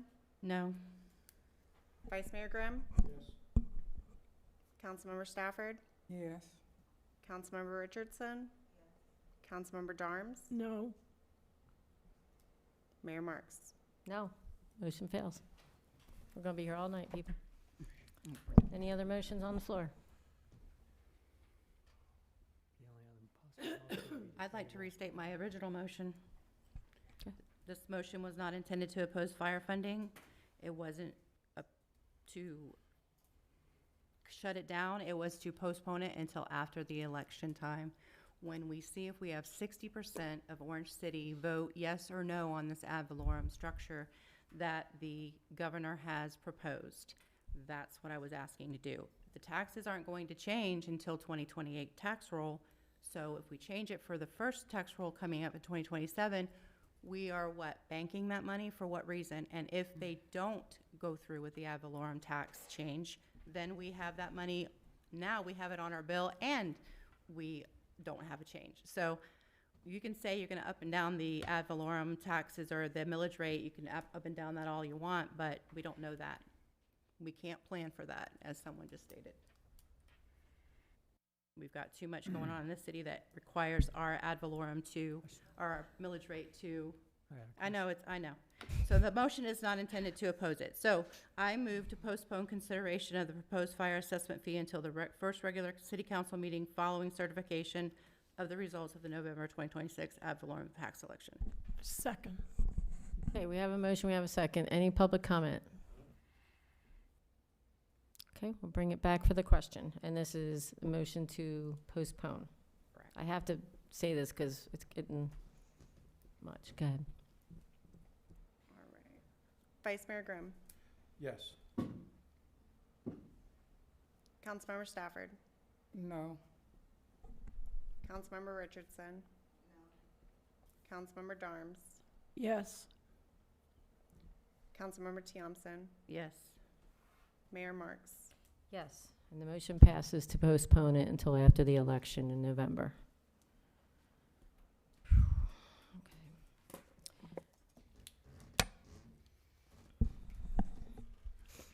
Okay, we're moving on to reports. 9A, City Manager Report.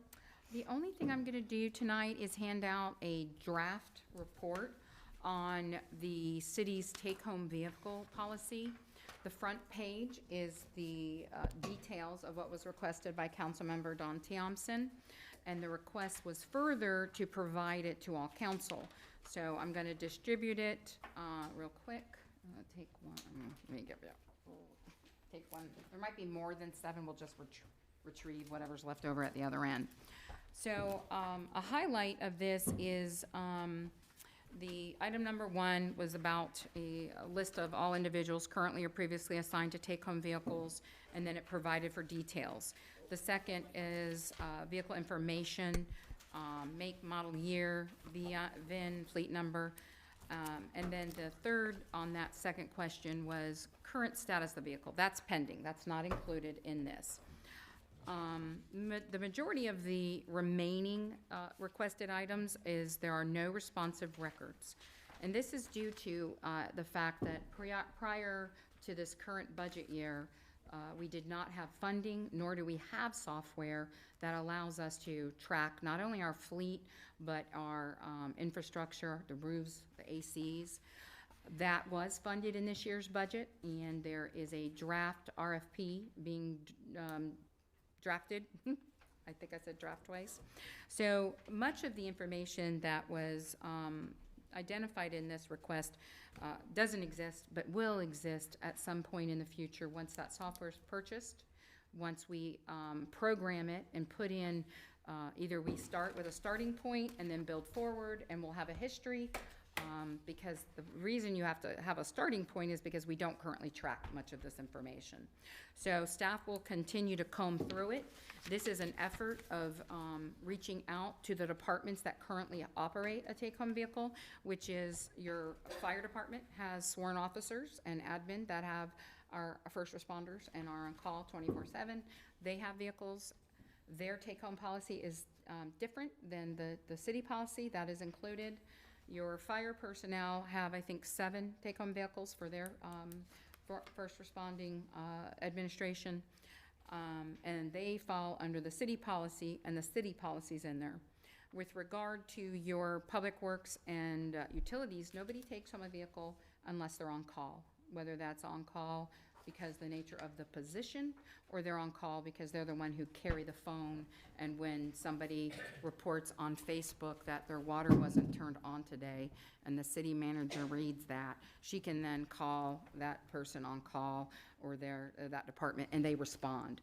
But not everybody utilizes that. So they have an assigned vehicle. If they're on call for that day or that week, they can elect to take it home, or they don't. And I'm told that we don't track it, but not everybody does utilize it. So that's a high overview of what we've gathered. This request came in on June 15th, and this is what we've been able to bring together as of today. And I expect if you have questions while we go through the budget process, we'll be able to work through, I think we'll need time to read through all this. It's Oh, a no, lot. I'm just issuing I'm it. trying to listen and look at all this at the same time, and it's a lot, No, so. the city manager's report Yeah. is just to share the information, and then Thank you. I'll wait for feedback or questions at a later date. And that is all I have. Are there any questions I can answer? Any questions for the city manager? Yep, just a couple. Just cursory glance on this cursory report. The fire, I understand that, and then we've got Public Works, got that, and then we've got Orange City Vehicles list. Some of this is probably police, I'm assuming. Some of the It should ones have a that are heading there. redacted, it'll say that. Yes. And then Each You've one has got a heading of utilities, public works, Orange fire, City police. Utilities vehicle, and then police. And so no administrative offices have take-home vehicles? Well, I think previous ones might have, like your public services Currently. director, but that vehicle's been reassigned to a staff member. Okay, so currently there are no other employees in the city besides fire, Orange City Public Works, Orange City Utilities, and police that have take-home vehicles? To my knowledge, that is correct. Okay, perfect. All right, so we'll see more later when we do budget? I will update as we finish off that item highlighted in, because what this doesn't include is vehicles that might be sitting as a pool car. So when a fire or a police car breaks down, we have a car that we can then take that one off the road and assign. Because that's not assigned to somebody, it may not be in here. So when it said current status of the vehicle, I took that as a wholesome, and that means everything in the fleet. Yep. Not just the ones that are currently assigned, because if we have vacant positions, they may not be on there. And so as a position, we know we have at least 4 vacancies in police, so I imagine there's 4 more vehicles that aren't assigned, so therefore there may not be on this. So we're gonna comb through it and see if there's things that need to be tweaked. But in 6 days, this is what we were able to pull together from those various departments. And thank you. You're welcome. Any other questions for the manager? I have a question. I asked for the flow chart, and I asked her to send it to the whole council so we could see, as the positions change, to see who's our department head. So in case anybody asks us as council questions, we know the answers to that, because a lot of times we don't even know half the employees, because we don't know who's in what position, and there's turnover, as we talked about earlier. So my one question is my understanding is that Chief Long is our fire chief, but he's also holding a position in Public Works. Can you tell me where it says, anywhere where it says that that's allowed to hold 2 positions in the city? Oh, the only time we get concerned about 2 positions would be if it was a dual office. And he is also, while he is the acting Public Works head, his deputy, Sam Pilcher, is the acting chief, so there is no dual anything. So he's not fire chief right now? Well, I mean, he's still in the, but Because he's not listed on that flow chart. So does he only get one pay, does he get 1 pay or 2? 1 pay. Okay. He gets I just had to ask. Yeah, no. I just want to know. 1 pay and out of class per your personnel policy. Because, I mean, over the years, I've never seen one person hold 2 positions. That's why I asked. Yeah, I kind of. You got paid, you got a stipend though, didn't you? Get a little extra for doing both? Yeah, he does too. Well, He you gets just said. 5%. He just doesn't get 2 salaries. Your question Okay. was, does he get 2 Okay. salaries? No, ma'am. Nobody's Okay. getting double pay. So he is getting a stipend for doing 2 positions. I got 10 as a charter officer. Okay, that's what I wanted to know. Thank you. You're welcome. Okay, moving on to the city clerk's report. I just have an election update is all. So after qualifying, for District 4 and District 5, both of those candidates have qualified unopposed, and will be elected come November. District 4 will be Anthony Papillo, and District 5 will be Fran Darms. We do have 2 races on the ballot come November. It would be District 3, and those 2 candidates are Sherry Pugh and Brett Marquez. And then we will also have the at-large seat on the ballot with Dana Knight and Stephen Jensel. And that is all I have. Any questions for the clerk? Okay, thank you. City Attorney, you got anything tonight? Nothing for the group. Thank you. Thank you. Thank you. He's ready for coffee. No more Okay, coffee. any new business, council? No? Okay. And we've already done the approval of minutes. Council and mayor's comments. We'll start with Councilwoman Stafford. Do you have any comments? Council comments? Yes, I do. And what I'm asking from our residents is to just please be patient with us. We're learning a lot, we're doing a lot, and I know we have a lot of unhappy residents right this time, but what I'm asking is for them to trust us. And even though it's been said we're trying to be transparent, and you're saying not all of us are trying to be transparent, we want to be conscious of what we do with the city's monies. And I mean, I'm getting a whole lot of complaints about, and what I'm asking for the residents is please be patient with us. We're working through some things, and there's one thing that I would hope for, and like Mel said, I don't think it's gonna happen, is that the dais that's here now, the council that's here now, that we can agree to disagree without attitudes or whatever, move forward. We're here to serve the people. That's all I want. Let's come on one accord and represent our people. Councilwoman Richardson? No? Councilwoman Thompson? I don't have anything. No? Vice Mayor? No, I said enough. All right, well, I got one thing to say. I'm sorry, I'll go fast. I just wanted to put it on the record that there was a ethics charge that was put before me for allegedly trying to pay a kid off for having him speak highly of me at a meeting. And I just wanted to let you know that I received a letter today that the Ethics Commission found it in hearsay, and the case is closed, and it was not factual. So I wanted everybody to know on the record that I did not do that, and they investigated, and it's closed. So we'll just keep fighting the fight here, and I agree with Councilwoman Stafford that we're here for the residents. We're not here to have personal things up here. Let's just keep getting the work done. Let's try to get through these meetings with getting some progress done instead of holding progress up, and make it a better city for everybody. Thank you. And I just need a motion to adjourn. Motion to adjourn. Second. Got a motion, we got a second. All in favor, say aye. Aye. Aye. Meeting adjourned.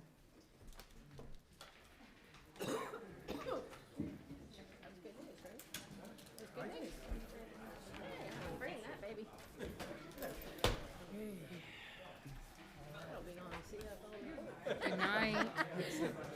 Right? Wow. Yes.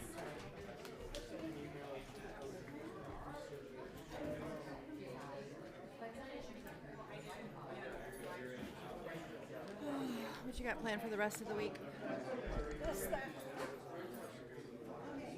Going out to the fireworks? I think I'm gonna bring the grandkids with me. Good idea. Yeah.